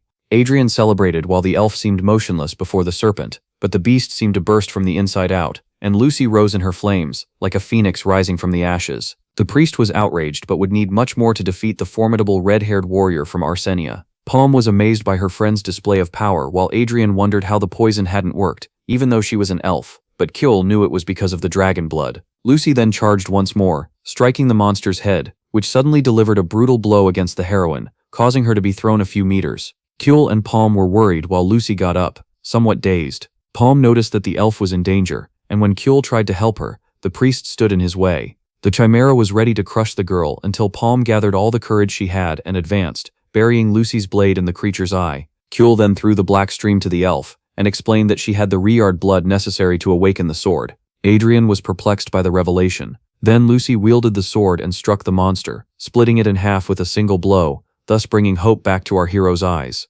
Adrian then unleashed his power against the elf, but the sword in her hand was capable of cutting even magic, which left the priest completely terrified. And Lucy declared, "You're next, you decrepit old man." Adrian was shocked to see the sword come back to life, and wished he had eliminated the girl along with the Lord of Delphin. Kuehl ordered the old man to surrender, but the priest would never do that, and prepared to conjure another spell. However, this time he tried to escape, and our heroes ran to stop him, unsuccessfully, leaving Kuehl extremely furious. Lucy began to pant, and when Kuehl noticed her paleness, she said she was fine, but the protagonist knew the chimera's attack must have been devastating. So he suggested the elf climb onto his back. Even embarrassed, the girl ended up accepting to be carried, and the envious rogue also wanted to be carried. Meanwhile, Elysian led an attack against the mages, but Kuehl arrived, ordering them to end the fight, and dumped the remains of the chimera in the middle of the battle to prove Adrian had been corrupted. But the tower's disciples preferred to believe it was all a conspiracy. Kuehl raged for the men to surrender. However, the most loyal disciple preferred to fight but had his blow blocked by the protagonist, and was hit by a gust in the face, which threw him back.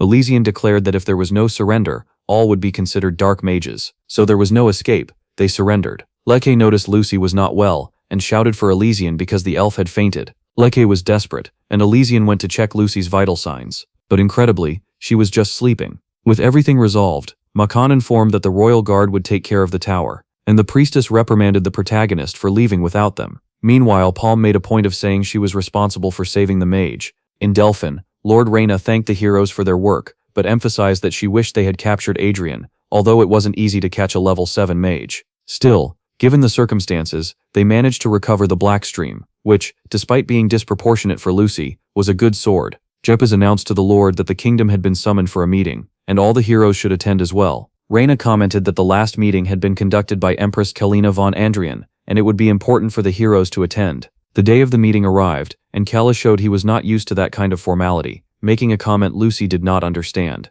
Meanwhile, Reyna showed concern on her face. However, Lucy tried to comfort her younger sister. LK told Elysian that Adrian worked for the Black Gate. Then, the priestess supposed that the next target of the Dark Mages would be the Church of Light. The Empress arrived at the location, accompanied by the young king, and with an enigmatic look, she deduced that everyone knew the reason for the meeting. While the young monarch merely observed, Count Vetz took the floor and argued that the accusations against the priest had been forged, causing other nobles to agree with him. The young king tried to argue about the witnesses, but was interrupted by the manipulative empress, who without any ceremony, sentenced Lord Reyna to death. Elysian countered, stating that the church had already completed the interrogation, and that this decision went against royal protocol. Then, the count demanded to know where the captured dark mages were, but the priestess replied that they had been executed during the journey. The count suggested that the responsibility lay with the church, and insinuated that Delphin might have created the chimera, as there was a very powerful mage in the battle against Spellus. He then accused LK of being a dark mage. If he could, the young mage would have launched a fireball at the liar's face. The count incited the guards to arrest the lord and the heroes, a request immediately supported by the other nobles. Kuehl, who was already expecting a trap, just waited for the right moment to attack them all, until a man named Duke Corpus von Barben asked to speak. With an imposing posture, he concluded that the count's accusations were false. The man tried to convince those present that denying Adrian was a dark mage would insult the intelligence of the other kingdoms, But the Empress was eager to silence the Duke, and when von Barben and Count Vetz began to argue, the woman ordered everyone to be silent. She announced that the king would give his verdict and cast an intimidating look at the boy. Initially, the boy seemed to let the Empress decide, as he always did. The woman began to speak, stating that Adrian was loyal to the kingdom, and suggesting that the monarch acquit the priest. However, von Barben tried to convince him otherwise. The king then decided to listen to the other nobles. One of those present was in favor of the newly arrived duke, but the Empress emphasized that the opposition was in the minority. Then, the king ordered the guards to enter the hall and asked the Empress a rhetorical question, questioning if she would confuse a deer with a horse. The woman did not understand the purpose of the question, but replied that it would be impossible to confuse the two animals. It was then that the young man began to vent about the years of repressed reign, during which all decisions had been made by others. He cornered the Empress with his words, and demanded to know where her loyalty lay. The woman, judging that the king was exhausted, ordered the guards to take him away, but the guards hesitated, confused about who truly held royal authority at that moment. The boy then suggested that the Empress should be the one to retire to rest. The woman was petrified when the king ordered her to be taken to another palace. She reacted with extreme fury. After all, she demanded to be treated as the supreme ruler. But it was the king who gave the orders there, and the young monarch had finally decided to take control of his kingdom. The guards took the woman, who screamed desperately, appealing to motherhood. But when the door closed, the king wanted to know who else would defend Adrian, the traitor, and he showed knowledge of all the schemes the man had been carrying out in the kingdom recently. This left Count Vetz trembling with fear. As for Lord Reyna, the king thanked her and promised to reward her for everything, in addition to investigating her father's death and punishing those responsible. In tears, Lord Reyna thanked him, even moving Duke von Barben. The king ended the meeting, but before letting our heroes leave, he asked about the Black Stream. Then Lucy said that the sword was with her, showing indifference. This embarrassed Reyna, due to her sister's lack of manners with the monarch, but the young man overlooked the situation. After all, Lucy was a half-elf. The king then asked for the sword back. However, the elf was quite direct and said she still needed it, and when she was about to talk about her father, Kjol quickly covered the girl's mouth. He tried to explain that it was love at first sight for the elf when using the sword, which left the king incredulous, because the blade had not been awakened even by him, a direct descendant of Shustar. Moreover, according to reports, the sword was forged by an unknown blacksmith, and it could only be awakened by someone with great strength and tenacity. Kjol wondered how much Reyna knew about the sword before embedding the dragon heart in it. Meanwhile, the king decided to leave the sword with Lucy, mainly due to the threat of the dark wizards. Then, he wished for Reyna to stay in the castle to help him. The protagonist was worried about the possibility of Lucy wanting to stay with her sister, as he knew that without her, the mission would be impossible, and to our mage's relief, she decided to leave with him. The king understood the situation and asked if the heroes needed anything, but Li Ke only asked the young man to take care of Delphin.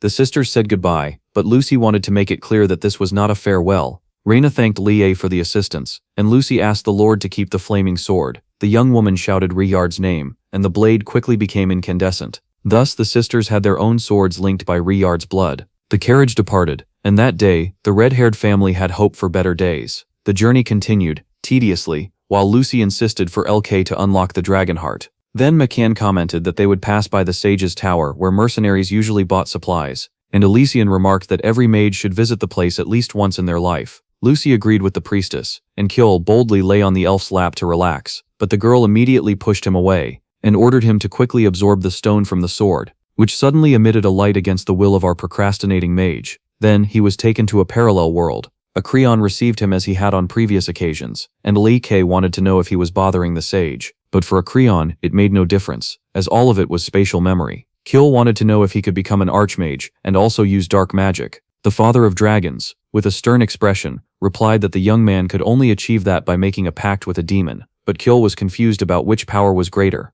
Acreon was not willing to prolong the conversation, and decided to get straight to the point, conjuring a magic circle. Then, he transferred a large amount of magic to Kjol, so that he would stay focused and stop having dangerous ideas. Meanwhile, Lucy had already tied him up in the physical plane as a precaution, until the painful magical process of our hero came to an end. Little by little, they approached Melkia, a quiet town preceding the Sage's Tower, but the streets were filled with people. Kjol noticed that the place wasn't so quiet after all, which left Makin confused. Elysian also found the place different, and Palm saw many opportunities to make money there. The priestess recognized some mages on an excursion, and Lucy detected a dungeon nearby. This might explain to Makin the high number of people, as dungeons were usually filled with treasures. Still, Palm and Elysian were intrigued by so many people, but Lucy just wanted to eat, so Leetir decided to look for a restaurant. They entered a tavern that was completely packed. Kjol overheard a pair talking about hiring mercenaries, until he recognized Jenny's blue hair. The young woman also recognized our hero, making him blush. Next to the young woman was the little mage Luki, also happy to see him again.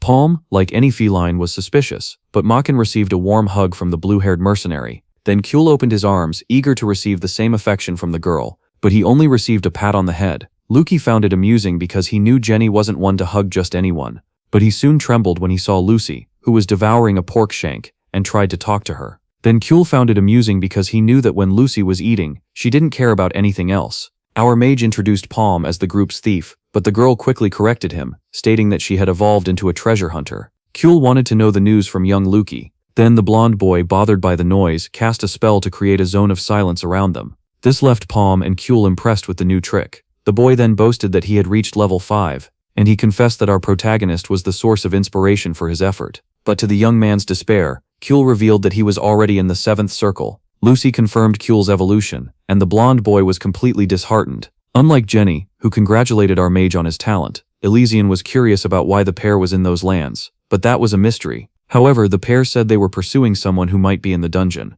and Kyul, curious, asked who it was. Jenny revealed they were pursuing Trinity, leaving our mage perplexed, as she was one of the 5 heroes. But the mercenary explained that they were seeking the bow that belonged to the heroine, and Kyul looked at Lucy to see her reaction. Then, Elysian said that the bow had been forged by the elves and contained the power of the 4 elements, and that's why Jenny wanted a stronger weapon to fight against the dark mages. The protagonist whispered to the elf, asking if there was such a bow in her house, but the girl replied that she had never seen anything like it. For according to the reports, the heroine left the bow in the mortal world to be used by someone worthy, and according to the mercenary, the dungeon appeared near the Melphus Canyon, the last place where the bow was seen. Then, Lucy remembered that her mother had asked her to visit the canyon when she was among humans, and Jenny was astonished when she discovered that Trinity was the elf's mother. Lucy let slip that he was impressed by the fact that Lucy's mother was a heroine, but Kyul didn't like the young man's familiarity. Jenny deduced that the bow belonged to the elf, but Lucy stated that she was already satisfied with her Blackstream bow. However, the mercenary asked for the hero's help, as she didn't feel worthy of wielding Trinity's magical bow.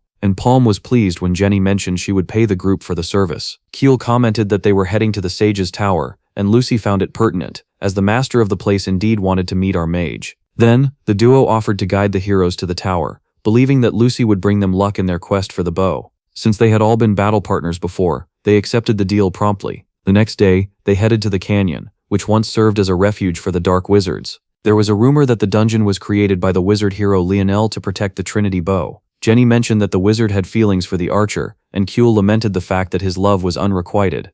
Lucy confirmed that before she was born, there was a persistent man who used to send long romantic letters to her mother. Elysian was worried about the possibility of other adventurers being after the bow, but Jenny commented that no one knew about the artifact. Kyul wanted to understand why so many people were after the dungeon. Jenny explained that the place held a lot of magic and had appeared in a forbidden area. The more difficult a dungeon was, the greater its treasure. That's why even the wizards from the Tower of the Wise were heading there. Kyul supposed that Lionel's staff might also be in the dungeon. But Luki, who was listening to the conversation next to Makan, said that the staff was in the possession of the master of the Tower of the Wise. The place was crowded. Jenny warned them to be careful with the undead, making our wizard apprehensive. Meanwhile, Elysian found it insulting that necromancers wouldn't let the dead rest. Makan reassured the group, as the undead were no match for Elysian's sacred power. Luki consulted a map, advising that they could avoid the monsters, until a young man named Anthony, the Duke's son, suggested that they all enter together to avoid being overwhelmed by the creatures. But the group didn't fall for the noble's ploy. Taken by anger, he decided to advance ahead of everyone.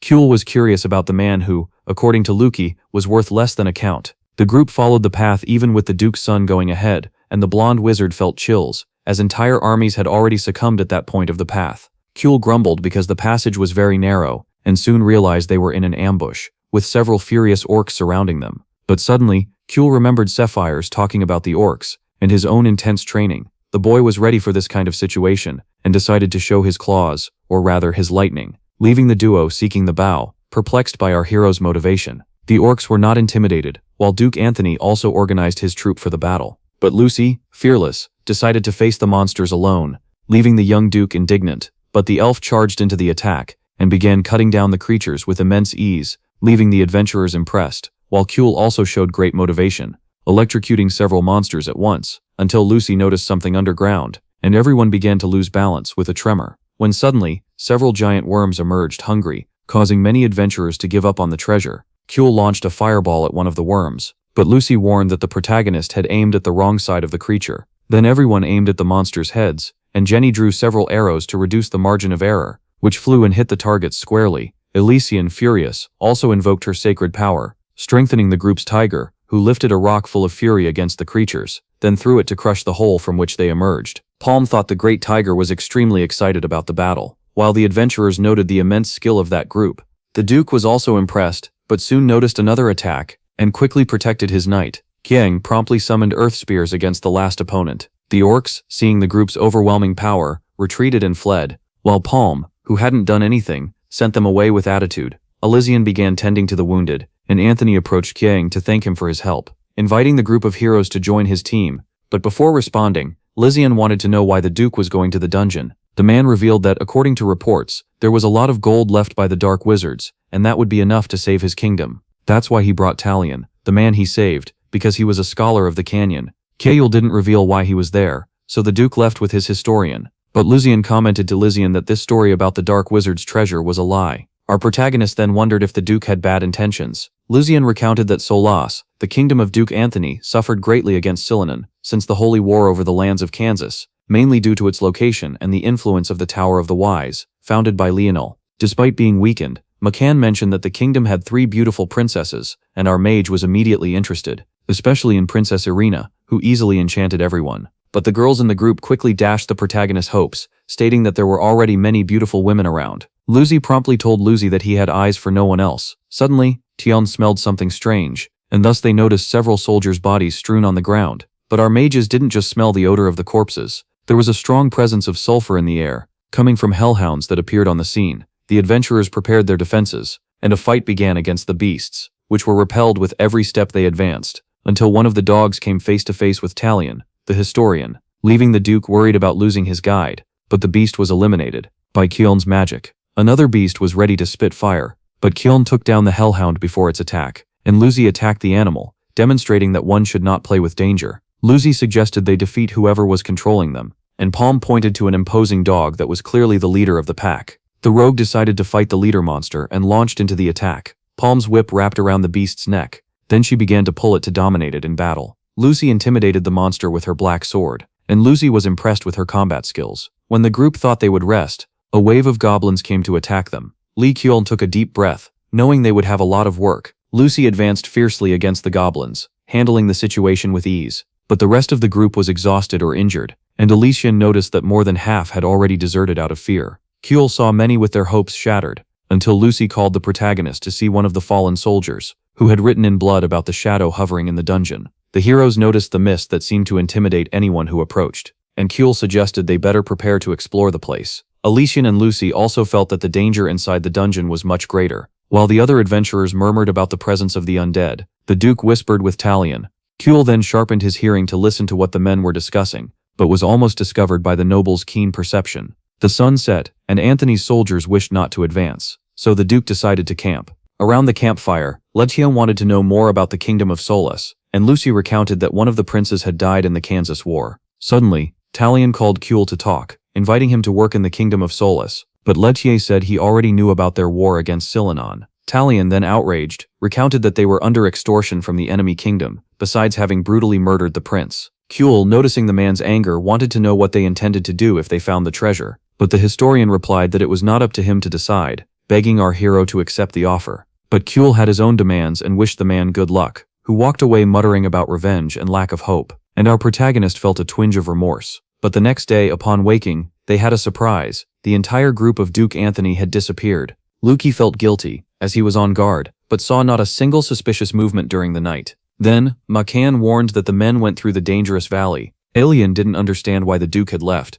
but for Palm, the reason was always money. However, Kjol concluded that there was a lie about the treasure of the Black Mages, for the troop was too small to carry such a reward, and the historian Talion, according to the protagonist, was rather strange, besides having heard the Duke call him prince, and McCann deduced that the man was Archant himself, heir to the throne. So there was something more important than the Trinity Bow in this endeavor. Luki had a flash and supposed it could be the wand of the Black Mage Jason, and the Command Ring, an artifact created by Ragdam himself, capable of controlling bodies, and Kjol deduced from the conversation he had with the prince that they were indeed after the ring. Palm tried to track the group's movement, but they were too fast. Then Kuehl suggested that the crown prince knew exactly where the ring was, possibly being a dark mage himself. Luki found it contradictory, as the man had never used magic, but to our mage, there were other ways to manipulate mana. The young blonde was impressed, thinking the prince might have made a pact with a demon. For the dark mage Jason had made a pact with the demon Samazina, and if the prince had made a deal with the same demon, it was very likely he knew where the wand was, besides becoming a necromancer.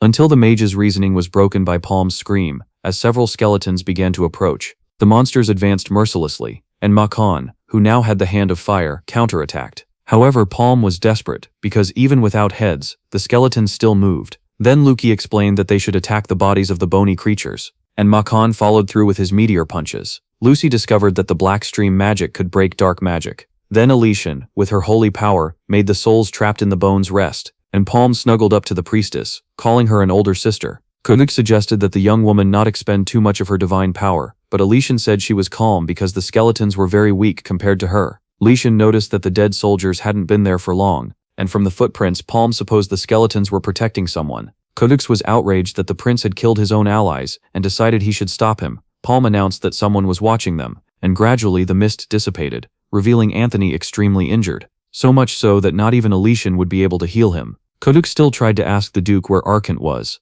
and the man mumbled about the Kingdom of Solace and Princess Irina. Then, he stopped breathing. Lucy sensed someone approaching, and Prince Arcant appeared ominously as a necromancer, asking what had happened to Anthony. Then, he lamented his death, explaining that he was the only survivor. Codex Wall, indignant, wanted to know why the prince got involved with dark magic, but the man was capable of anything to protect his kingdom, although this was not a justification for Li Sheng, for thus the Kingdom of Solace would be known for raising the undead. But Arcant only thought of revenge, and our protagonist lost patience, conjuring his circles against the necromancer, who protected himself with a wall of the dead, leaving the mages perplexed by the disgusting type of magic. And not satisfied, the sorcerer summoned an army of zombies to attack our heroes. The mages used their tricks to defend themselves, as did the other heroes, while the monsters sprouted from the ground. Palm, who couldn't stand the stench, hid behind Elysian, who once again used her magical prayers to save the souls of the zombies. However, the magic was useless against the command ring, and thus the undead returned as many times as Arcant wanted. LK resorted to his arcane energy, but it was also not enough to bring down the dark sorcerer. Luki was perplexed at how much LK had evolved, but our mage told the boy to stop being envious and focus on the fight. Luki, wasting no time, was cutting down the moribund, and Arcant widened his eyes at the sight of the elf's magical sword. Elysian, in turn, used a more powerful enchantment to interfere with the dark magic, but the prince trusted that his army would always stand. Luki commented that he was already running out of mana, and Kuehl teased the boy for his lack of energy. Our hero launched another combo, but the zombies seemed infinite, leaving Arcant confident in his victory. But Elysian didn't want to lose her friends again, and she prayed to the heavens for more power, which responded promptly, leaving the necromancer dazzled by the light. Kuehl noticed that the priestess's bracelet shone intensely. The priestess echoed a mantra of light, leaving the sorcerer impacted by the energy he did not know, or in which he had stopped believing after the death of his brother and the members of his kingdom. Then, he summoned all the possible zombies, but the priestess stood firm in her faith. Light and shadow clashed intensely, and Li Ke decided to help Elysian, calling Luchi to create a barrier, and Jenny to aim at the sorcerer when there was an opening. The archer prepared herself, while the mages spent all their mana to conjure a double magic. Arcant still deemed the hero's action useless, but the felines in the group also didn't want to be left out. However, the necromancer's magic hit them, and Li Ke asked the friends not to get too close, until a rift broke in the enemy's blockade, which was enough for Jenny's arrow, that traveled through space towards Arcant, hitting Anthony's zombie form squarely. The Prince of Darkness burst into laughter, even more confident in his power. But he didn't expect the surprise attack from Lucy and her black blade. Arcant fell, but his consciousness still wanted to save his people, and Kill noticed this spark of light in the darkness. But the man's fate was meant to be hell. Kill broke the evil crown, which according to Lucy, was made with the devil's horn. Elysian healed their friends, and Jenny commented that despite needing to find the bow, she thought it would be better to leave, apologizing for dragging the friends due to her greed. However, Kill tried to calm the archer, as everyone knew the risks. McKen encouraged the girl. As with the valley free of the curse, many adventurers would explore the place.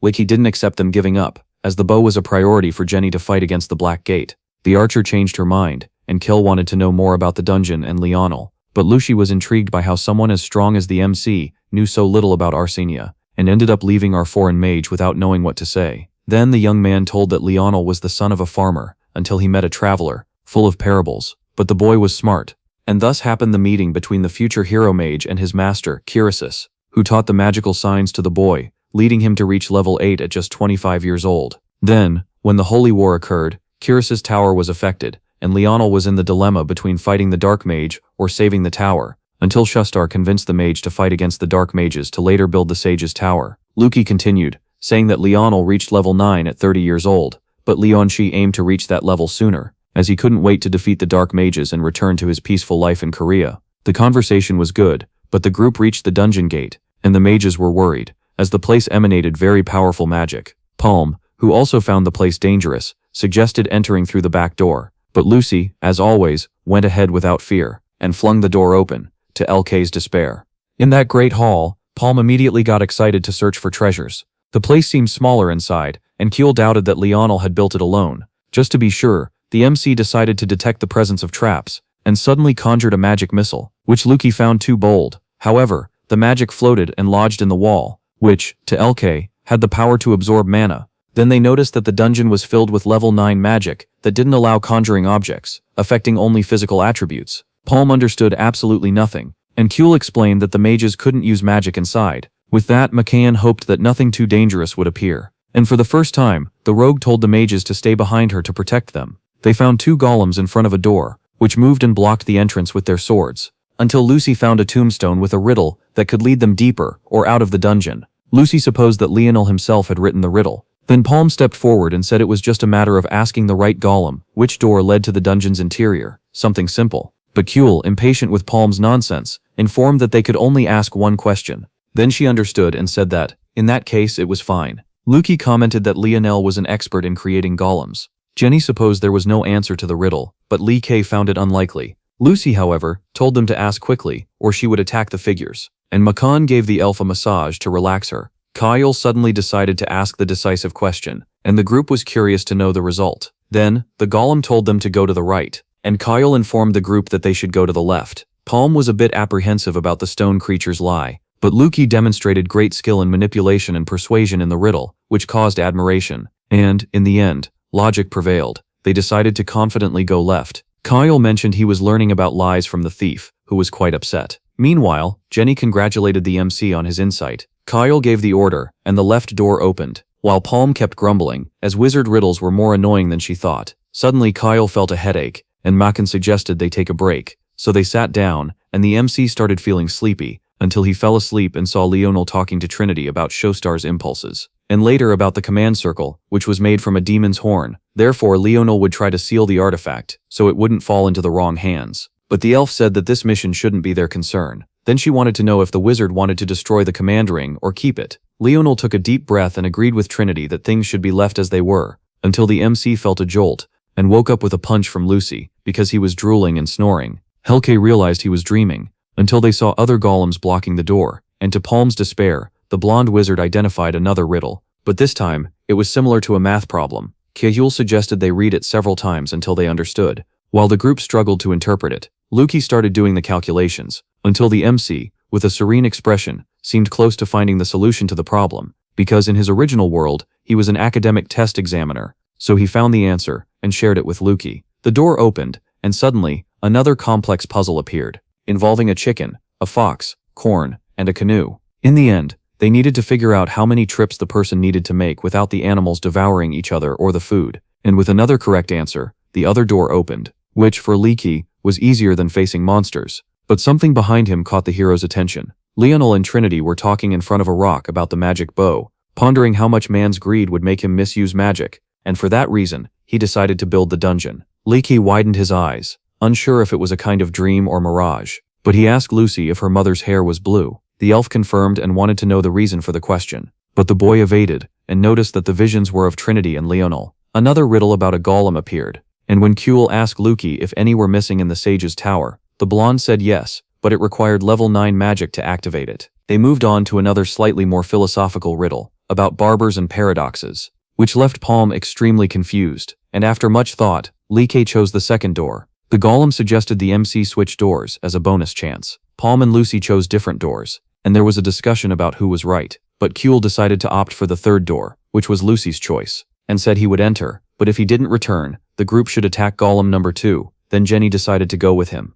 The two crossed the portal, which emitted a strong light. However, upon opening his eyes, Kuehl no longer saw the archer, and Lionel was in front of him, as if waiting for him. Lee K was worried about his friend, but the wizard said she was just undergoing a test. The MC wanted to know the answer to the last riddle, and Lionel explained that there was no answer, just the right opportunity for his successor. Lee K was confused by the mention of a successor, and mentioned that there was another wizard in the dungeon besides him, but the legendary hero was sure that Lee Kuehl was the chosen one. The MC was perplexed, as he wasn't even part of the council, but still, Lionel felt familiar magical waves in the boy, and began to talk about his master, who had the same training characteristics as Sapphire's. It was then that the protagonist was completely surprised, and assumed that Caresis was the name she adopted among humans. Li Yunxing also concluded that his master was a dragon. That said, both were trained by the same master, therefore, Li Yunxing was Li Yunxing's successor. The wizard confessed that Ragdoom was more powerful than him, and for that reason he had the idea to create a magic that could bring his successor to finish the war he couldn't win. Li Yunxing saw a magic circle around him and asked if the supreme mage would not give him a grimoire or an instruction manual. But he became irritated when Li Yunxing suggested transferring the magic directly to his body, so he shouted, asking if the mage was in love with Trinity, but he denied it. Then he cast the spell to evolve the boy, who agonized as he had before. When Kuehl returned, he found himself next to Luki. The boy explained that everything turned white for everyone, and suddenly they were outside the dungeon. Kuehl revealed he had found Li Yunxing's consciousness, which lived in the dungeon. Despite the euphoria, the blonde wanted to know what the supreme mage had said. Li Yunxing said he received a technique, but still didn't know how to use it. Then he wanted to know where Jenny was, but she hadn't returned. Suddenly she appeared carrying the legendary bow. Palm thought the bow was normal, but Luki explained that the weapon still carried the power of the 4 elements. Lucy noticed that the bowstring was made with her mother's hair, and asked how Jenny got it. The girl said she took a test and discovered that one of her ancestors was an elf, and therefore she could master the 4 elements. Jenny thanked her friends, but the rogue grumbled for not finding any treasure. In the city tavern, many rumors circulated about the dungeon's disappearance. Kuehl noticed that the news traveled faster than the wind. 2 men were talking about the kingdom of Kudrin. This worried LK, especially when they mentioned Leonhardt and a rumor about the king's death. He couldn't contain himself and paid for drinks for the men in exchange for information. He was surprised to learn that the king of Kudrin had been assassinated, and suspicion fell on the son, Leonhardt. Queen Isabel had the military arrest him, but the prince had already left. Additionally, the guards responsible for the king's protection were transferred from the sector the same night, suffering tragic accidents. Kuehl pondered, as the assassin eliminated any witnesses. The men continued, reporting that after the incident, Prince Leonhardt went to the Rusk mansion, where his grandfather was, and revealed that the Black Gate had infiltrated the royal palace, and through magic, made Queen Isabel, who was sterile, have a child. Thus Prince Joan was born, who should have his soul filled with dark magic. Then the mage Christopher was assigned to inspect the king, who declined and replaced the court mage. In light of this, there were signs of a new war for the kingdom of Kudrin. The 2 men began to argue about which side to support, and Kuehl discreetly withdrew, as he already had enough information. Makan and Elysian were worried about the rumor involving their friend Leo. Meanwhile, Jenny and Luki were astonished to discover that the knight was actually the prince of Kudrin. The archer decided to go to the kingdom to fight against the dark mages. Kucherl said he needed to visit the sage's tower to see the master, as he was Lionel's successor. Then Luki offered to take the protagonist, who didn't like the idea of having the annoying boy by his side. The next day, Jenny said goodbye to the heroes, until someone mysterious approached Lechlib, asking if he had returned from the Melphus Canyon. But Lechlib wanted to know first who the person was. Then the guard tried to confront him for his insolence, but the hooded figure restrained him. She revealed herself as Irina, the princess of Solus. Luki was enchanted by the girl's beauty. She asked if the group had seen Duke Anthony and his guards. Kuehl then told her about the man's death to the zombies, and lied that when they arrived, the dungeon had closed. The princess cried, feeling guilty. She said that the king of Sulanon had proposed marriage to her in exchange for reducing taxes, but her heart belonged to someone else. Kuehl then remembered that Anthony mentioned the girl's name before dying. Luki commented that the king was elderly but had several mistresses. Irina also asked if the historian Talion died painfully. Even though Kuehl remembered that Lucy brutally eliminated the necromancer, he lied, saying the death was peaceful. He then suggested that the girl flee, as she didn't want to marry the old king, and offered help to the princess. But she knew she couldn't change her destiny, and when she was about to say more, she fell silent. She decided to stop bothering our hero. He watched the girl leave. Then Luki commented that if they hadn't stopped Archant, they could have prevented this tragedy with the princess. But Kuehl warned the boy that if the man had won, he wouldn't have stopped at just the kingdom of Silanon. Luki agreed, sorrowfully, and Luki felt that if he could, he would embrace all of Arsenia. On the way to the sage's tower, Luki explained how the place was organized, praising the school, which was of the highest level. Kuehl mentioned that he knew about the so-called inner circle, and Luki made a point of saying he was part of it. Luki was eager to know the level of the tower's members. Then McCann informed them that they had arrived, leaving the MC impressed with the size of the tower. Luki identified himself as a member of the tower to a guard, and when they entered, Luki noticed how crowded the city was, as the tower was also a tourist spot. Luki saw a girl approaching, recognizing Senior Amber, who was also a disciple of his master. The young blonde introduced his friends to the mage, and Kuehl whispered that the young woman was very beautiful, but the girl didn't like the two whispering and asked which tower our MC would go to, but Kuehl replied that he had been trained in the mountains. However, the girl scoffed at such information. Then they reached the tower, and found a group of level 6 disciples of another master, but Kuehl felt the atmosphere was a bit tense, especially when Amber commented ironically that Kuehl had learned magic outside the tower. Senior disciple Firel remarked with a haughty air that what mattered were the skills. Then Elysian promptly praised Li Kei, and the tower duo laughed. Luki also didn't like his colleague's attitude, but Kuehl humbly asked to let it go. Firel warned Li Kei not to hide his level and left, disdainfully asking Luki to take care of the guests. Until another disciple looked at the MC, belittling whoever might have taught him. At that moment the insult went too far, and Li Kei couldn't hold back. "Repeat what you said, you insolent." And furious, he ordered the boy to take back his words. Luki deduced that the disciple's master was a terrible teacher, because he didn't teach good manners, leaving the arrogant tower member irritated this time. And Firel ordered the half-elf to apologize, but Kuehl shouted that he would only do so if they apologized first. Then the group of mages challenged Li Kei to go to the training field, and Luki apologized to the MC for his colleague's arrogance. Li Kei didn't mind, and when he learned that the bold one was level 4, he promised to teach him a lesson. The two faced off in the training arena, and Harold threatened to make Li Kei eat his words, even giving our MC the chance to start attacking, and Kuehl sincerely wished he had the boy's self-esteem. Harold continued, saying he would dismember our hero, but Kuehl, before starting, wanted to know if no one would interfere in the fight,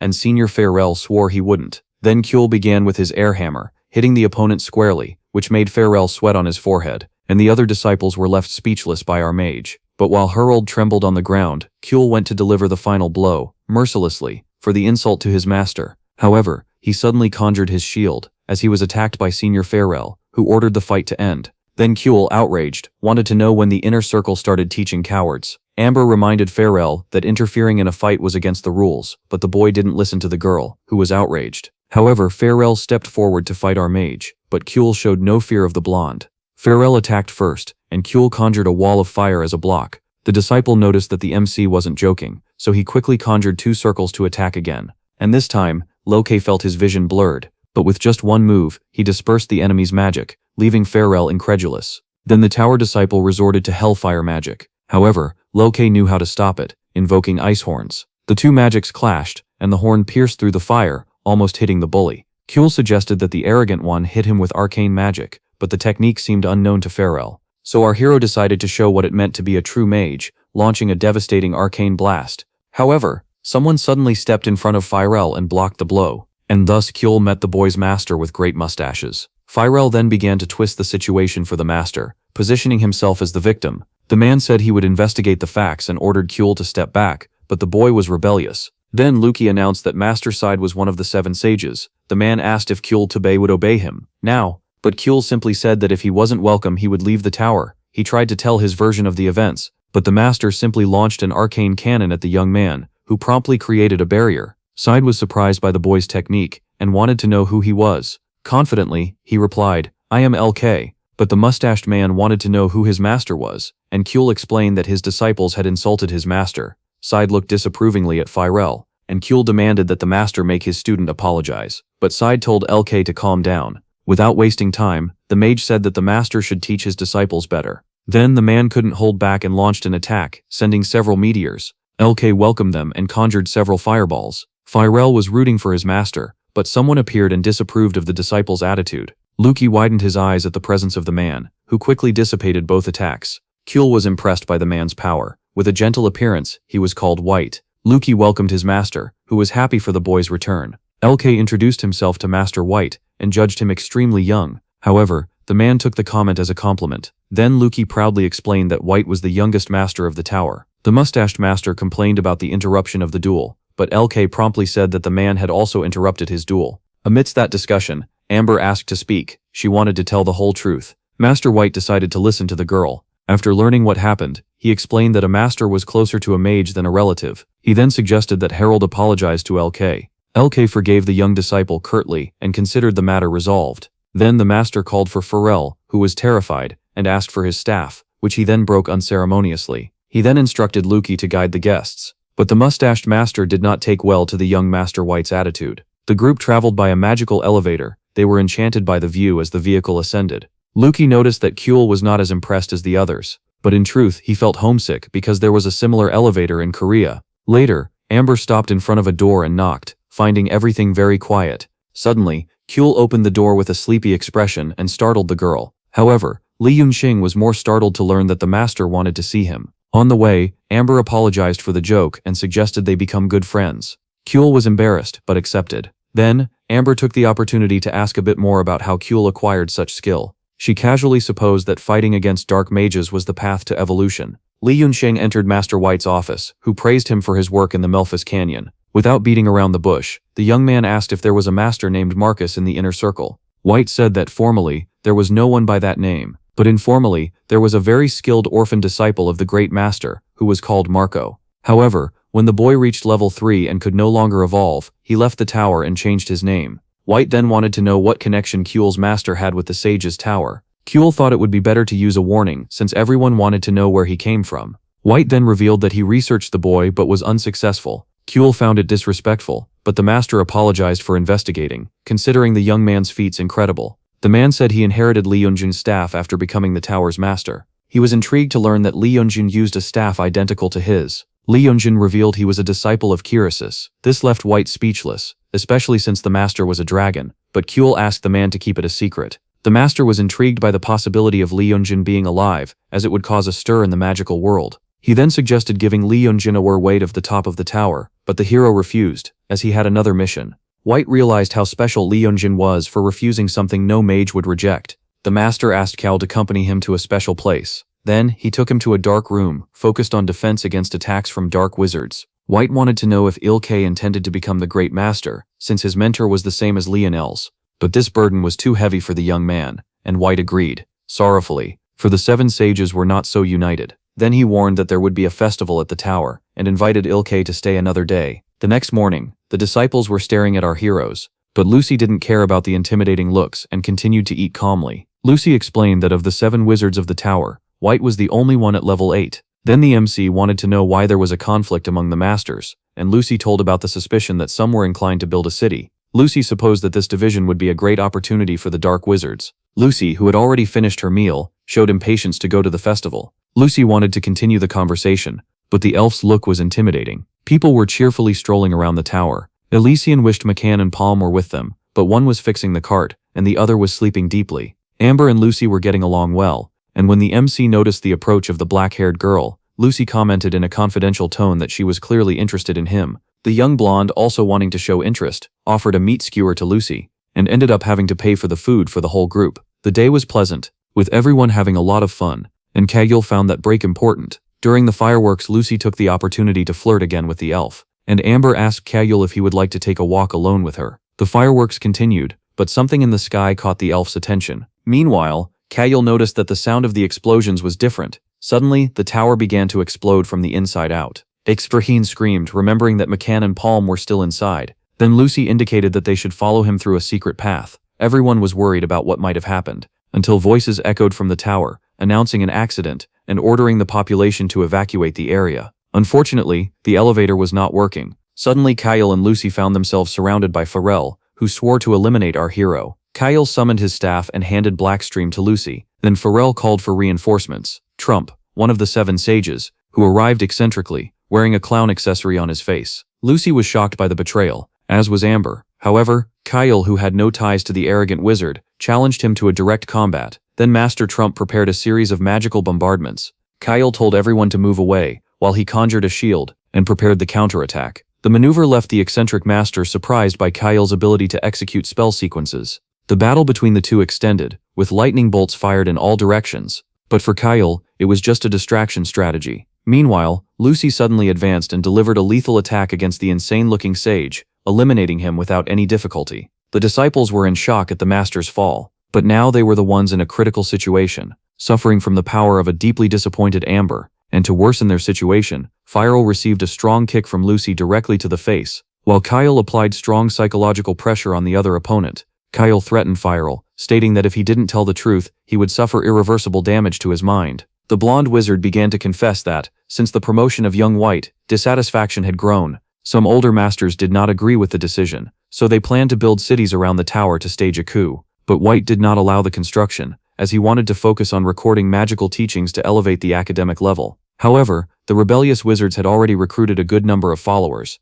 Elysian, outraged, delivered a strong punch to the disciple for such betrayal. Until several disciples arrived at the scene, witnessing the dead master, Toriel decided to retreat quickly, taking Firel as a hostage. Then Lucy suggested they use a secret passage. While Lucy carried the prisoner, complaining about the wait, Toriel showed frustration, regretting agreeing to go to that festival. The group entered an emergency elevator, which Elysian noticed was larger than the main one, until they heard a crash. Lucy identified the sound as the impact of colliding magical forces, what made our protagonist apprehensive about what was happening at the top of the tower. They arrived banging loudly on the door of McCann and Palm's room, but no one answered. So just as a precaution, Lucy broke down the door. The two were inside, in a defensive position, thinking they were the enemies. Kyle, desperate, wanted to know why they hadn't evacuated yet, and Palm explained that some wizards had attacked them. But she and McCann resolved the situation, and even captured an enemy as a hostage, who kept accusing the group of aiding the dark wizards. Kyle demanded more information, and the hostage wizard claimed he was only trying to contain the enemy invasion.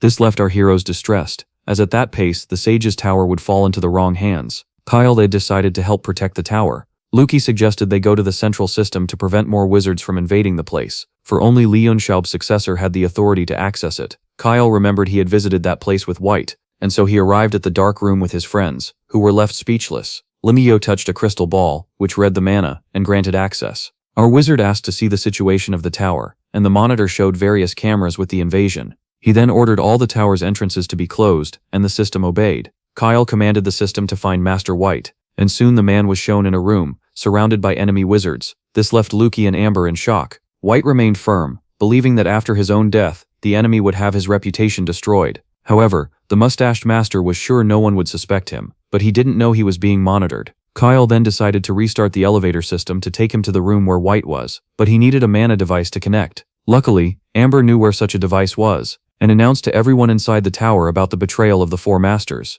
inciting the disciples to fight to protect the tower from the wrongdoers. Lucy then showed something that could be useful, gaining the approval of our protagonist. A large gate opened before the enemy wizards, revealing enormous golems to fight for the tower, which crushed the wizards with ease, until a fireball erupted in the hall, and a chief wizard ordered them to aim at the joints of the stone giants. This was Dominic, the sage of the Raiden Tower, who arrived with his minions. Kuehl received the transmission from Amber, who had reached the device, and Lucy promised it would be as soon as possible to activate it. Palm hoped the golems would delay the wizards, and Dominic insisted that the heroes come out and fight. But the rogue's concern was about the high cost of those stone creatures. Kuehl felt a bit regretful for having used the golems, and shouted desperately for the wizards not to destroy them, as they were very expensive. Li Yun revealed himself, dissipating the magic in the hall, while Dominic complained about the insolence. But Lucy arrived furious with her sword, and the wizard quickly teleported to avoid losing his head. But when he went to use his staff, Palm appeared with her whip to prevent the wizard's action. Then Makan grew in size in front of the man, and delivered a throw blow to the bald old man,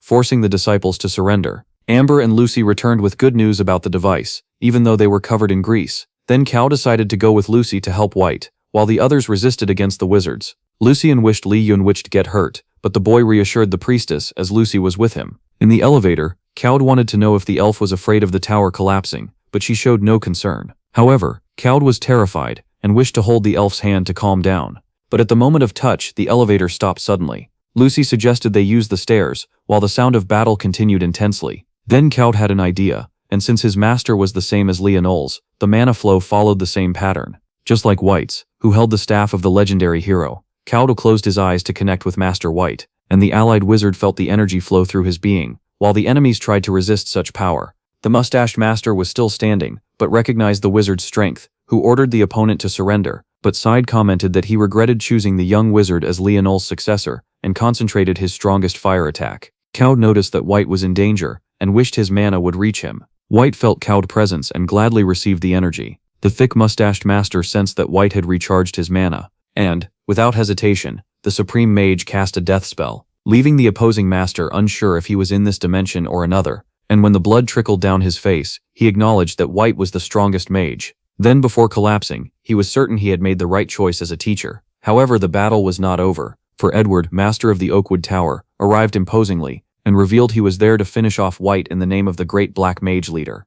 Kuehl heard his name from afar until he awoke next to Lucy, and so the two ran to meet White to help him. But the battle seemed to be ending, and it was unclear who had emerged victorious, until White stepped back, while the tip of his staff revealed a hidden blade that surprised old Edward. The master explained that Leon never used the hidden blade, because he wasn't skilled in fencing. The old man fell, and our heroes approached White, who was exhausted. Kuehl embraced him and said he couldn't die, as he had many responsibilities to take care of at the tower. But White insisted, even against LK's will, that he could take control of the situation, and confessed he somewhat regretted accepting that big problem. Then, due to exhaustion, White decided to lie on the ground with Kuehl to rest until the others resolved everything, and he fell asleep in a second. The protagonist, who was also exhausted, joined the master and closed his eyes, while Lucy watched them confused. When Kuehl opened his eyes, he was startled to see Amber leaning over him. She was worried but happy, as the boy had been in bed for almost 12 hours. The girl said that White was recovering from his injuries, and Lucy reassured the protagonist,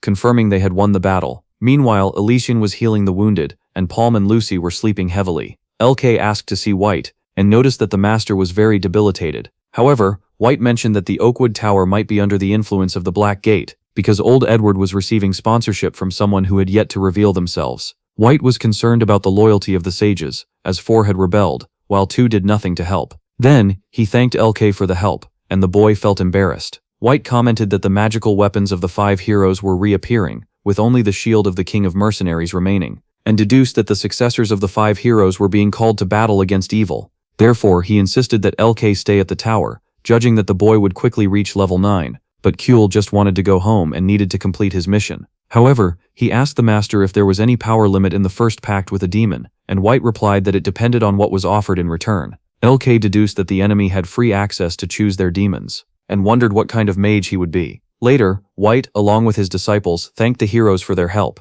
but Palm was only interested in the rewards, and surprisingly, the Tower Master had a surprise for the group. He had enhanced the carriage, even adding protection against magic. Makan was impressed with the vehicle, but Palm didn't like it, as the carriage wasn't even hers. Luki said he was going with Amber to the kingdom of Kudran to check if there were any infiltrated black mages. Kudran sent regards to Leo and Jenny, and Amber, blushing, wished the protagonist would take care on his journey, as she would be waiting for him. However, even with Leo K disguising his interest, the Tower Master supported the romance between the two. The heroes continued their journey in the enhanced carriage, while Kudran pondered when he would reach level 9, but suddenly, Makan stopped the carriage. An accident had just occurred. Then, Leo K and Elysian approached to help, but the men looked at the heroes with hostile expressions, and Kudran didn't understand why the atmosphere had become so tense. The men were watching Lucy closely because she was an elf. Then, the thin-mustached man asked for help to lift the carriage, and with great effort, Makan lifted the heavy vehicle, leaving the men incredulous,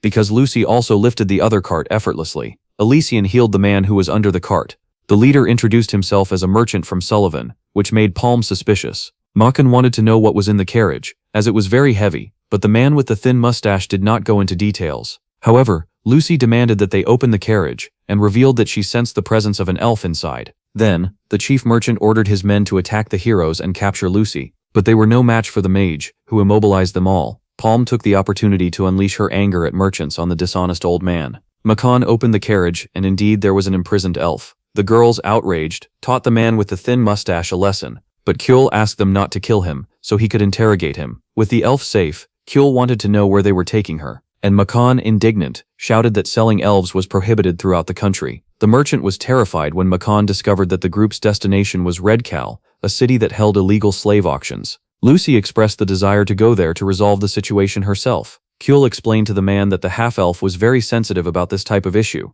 but he was perplexed when the captive elf said that Lee K had ruined everything. Palm was irritated by the ingratitude, but Elysian realized that the elf's imprisonment was part of a larger plan. She introduced herself as Leisha from the Victoria Forest, and said that her sister had been kidnapped by humans recently. Therefore, she allowed herself to be captured to save her. Makan asked about the elf's whereabouts, and the merchant revealed that she might be at the Clint auction. Lucy promptly decided to help her, but Lee K warned the girl about their mission. Then a basic argument occurred between the two. By majority vote, Lee K lost once again to the half-elf. Leisha noticed that Lucy was not pure blood, but did not want to argue, and thanked her for the help. Lee K grumbled about the delay in the journey, but Makan, calm about the logistics, just told the mage to relax. Elysian commented during the trip that there was a sanctuary in the city, so they could have support. They arrived at the abandoned city and walked disguised among the beggars. Lee K asked if one of the drunks knew the sanctuary, but the man, outraged, did not want to answer. Then, another man who overheard the conversation said he would help, but Kiliel knew he couldn't let his guard down with the stranger. The heroes defeated the individuals who attempted an ambush. The man apologized, promising to take them to the sanctuary. They followed him, threatening to deal with him if it was a lie again. The informant realized that this time he had gotten the worst of it. Until they reached the Temple of Shine, which was quite deteriorated. The man warned that Evans was not much of a talker, and quickly fled. Then, when they opened the door, Kiliel seemed to have seen a ghost. The priest, with his stained robe, said he was busy preparing dinner. Elysian asked if the man was the high priest. He, surprised to see Elysian, seemed pleased that the church had sent extra helpers, and with a broad smile, invited everyone in. Inside, the priest raised his hands to a desperate man and applied healing magic, leaving Kiliel intrigued about why the church's priests were so physically strong. Evans said he had been working there alone for 10 years since the high priest was murdered, and the knights disbanded due to the oppressive atmosphere of the city. However, the church never sent help, so he decided to stay there and do his best. He trained his body hard to intimidate the bandits. Kiliel thought he would be very famous in his world, due to his imposing physique. Lugia told about her sister and wanted to know about the Clint auction house. But the priest was frightened, as elves in that city were in great danger, so the girl explained that the group was there to help her. Evans felt hope that there were good people in the world. As forgotten there, he felt like a coward. But Elysian made a point of praising the man for his determination not to give up on humanity. Evans said the auction was held in the pyramid-shaped building of the Clinton family, which now belonged to the Calsand, until someone from the Adonis family knocked on the church door and ordered him to hand over the elf. Kiliel deduced that the informant noticed the elf and called for reinforcements, so the priest decided to go resolve the situation. But the bandits did not want dialogue. Kiliel tried to convince them that there was no elf with them, but the man vehemently swore he saw the pointed ears, so the leader of the gang decided to check for himself, and the giant priest ordered everyone to drop their weapons before entering the temple. But the leader was undeterred, and ordered his minions to attack. Then, Evans invoked his power and began to strike the criminals hard. Kiliel and Elysian were impressed by the priest's skills, delivering powerful punches and kicks in all directions. The bandits knew the blows were effective, as they would leave them severely injured. Makan got excited seeing the cleric fighting and joined the combat, and Kiliel felt like he was watching a wrestling show. After the defeat of the wrongdoers, Kiliel wanted to know when the next auction would be, and luckily, it would take place that very day. Evans explained it would start at midnight, so they couldn't be late, because probably Leisha's sister would be in the basement of the house. Evans prepared his mace for the visit, which Kiliel found a bit intimidating. Then, they followed a dark corridor leading to the basement of the house, but there were some scary rats that started to run, and Lee K, frightened, suggested that Palm hunt the animals, since she was a feline, but she was more scared than he was. Then Makan took the lead and eliminated the animals. Evans mentioned that the Calzan family had a very skilled sorcerer named Volent, and that the true head of the auctions was mysterious even to the family managing the events. Kiliel didn't understand why someone so skilled lived in criminality. Then, Evans explained that a noble had killed the sorcerer's entire family when he was young, and that's why he ended up in that city. Palm and Elysian didn't like the sorcerer's story, until they reached the entrance to the basement. Evans was the first to go up, and didn't identify anyone in the place. A guard was walking in the dark until he felt Palm's whip on his neck, and alerted the captive elves. Leisha shouted for her sister, Leisha, but the young girl was not in the cell. Then, a detainee said she knew where the elf was and could take them to her. Makan promptly opened the lock. The girl, however, let out a macabre smile that Leisha sensed from afar. But it was too late, and suddenly the prisoner stabbed Makan. Leisha leaped at the assassin, who dodged, and introduced herself as Catherine. Alicia went to help Makan, but the assassin had more tricks up her sleeve, and launched some darts to stop the priestess. Then, Kiliel conjured a shield, revealing to Catherine who the group's mage was. The mage tried to imprison the girl, who broke free faster than the magic itself. Then, he hurled magical missiles, but the assassin protected herself. Kiliel was surprised to see the opponent conjure magic, but in fact it was Volent who had conjured the block. Evans froze upon seeing the man behind the sorcerer, a Kalsand brute, who seemed pleased to see Shine's priests. Palm growled at the other men upon realizing they had been ambushed, and the trickster, once again, was behind it all. Leisha ordered them to release her sister, but the assassin, with a sadistic look, suggested they play hide-and-seek. Kiliel ordered the girls to flee with Makan, as he and Lucy would handle the bandits. Then Evans decided to stay and offer support. On the other side, Volent stated he would fight Kiliel, and ordered them to capture Lucy alive, but the heroine would not surrender so easily. Even with the enemies in a state of extreme fury, the assassin leaped at Lucy, who was intrigued by the opponent's speed. The girls also had their path blocked by the bandits. Then, the elf revealed her forest magic, and a fairy spirit suddenly advanced against the gang. Catherine, noticing the spiritual magic, ordered them to capture Lucy. Meanwhile, Kuehl was pitting his magic against the voracious sorcerer, and realized the adversary was stronger than he thought, mainly because he couldn't use all his strength in a confined space.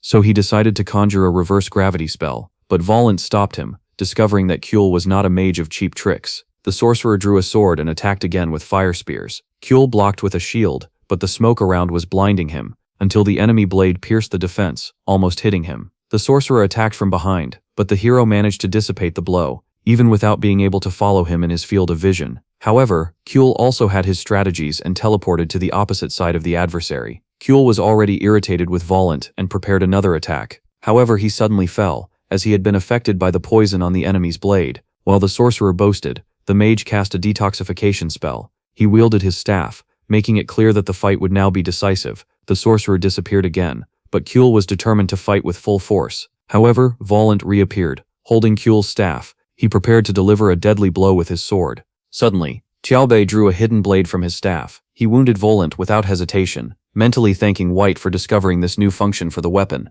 The sorcerer fell to the ground. Qiaobei drew ensured that the man would be permanently silenced. The girls were still blocked by the provocative trickster, until a fireball interrupted the bandits' advance. Qiaobei drew appeared, demanding harshly that they step away from the girls. The criminals couldn't believe Volant had been defeated. While Elijah did his best to heal Makan, Lijah decided to continue the battle, determined to find her sister. Evans faced the giant Kalsand, who deemed the priest's work useless. Qiaobei offered help, but Evans wanted to settle the score with the opponent alone. Kalsand then smiled and dropped his cleaver for hand-to-hand combat. The priest did the same with his mace, promising to save the elf. He then flexed his muscles and called the other fighter for a one-on-one duel. The warriors began to deliver heavy blows, whose impacts were so violent they generated flashes. It was an extremely balanced confrontation until Evans invoked the power of Shine to defeat his enemy. The priest was enveloped in a luminous aura and attacked Kalsand again with sacred force. He applied a brutal grappling move, throwing the opponent. Qiaobei cheered, recognizing the technical complexity of the executed move.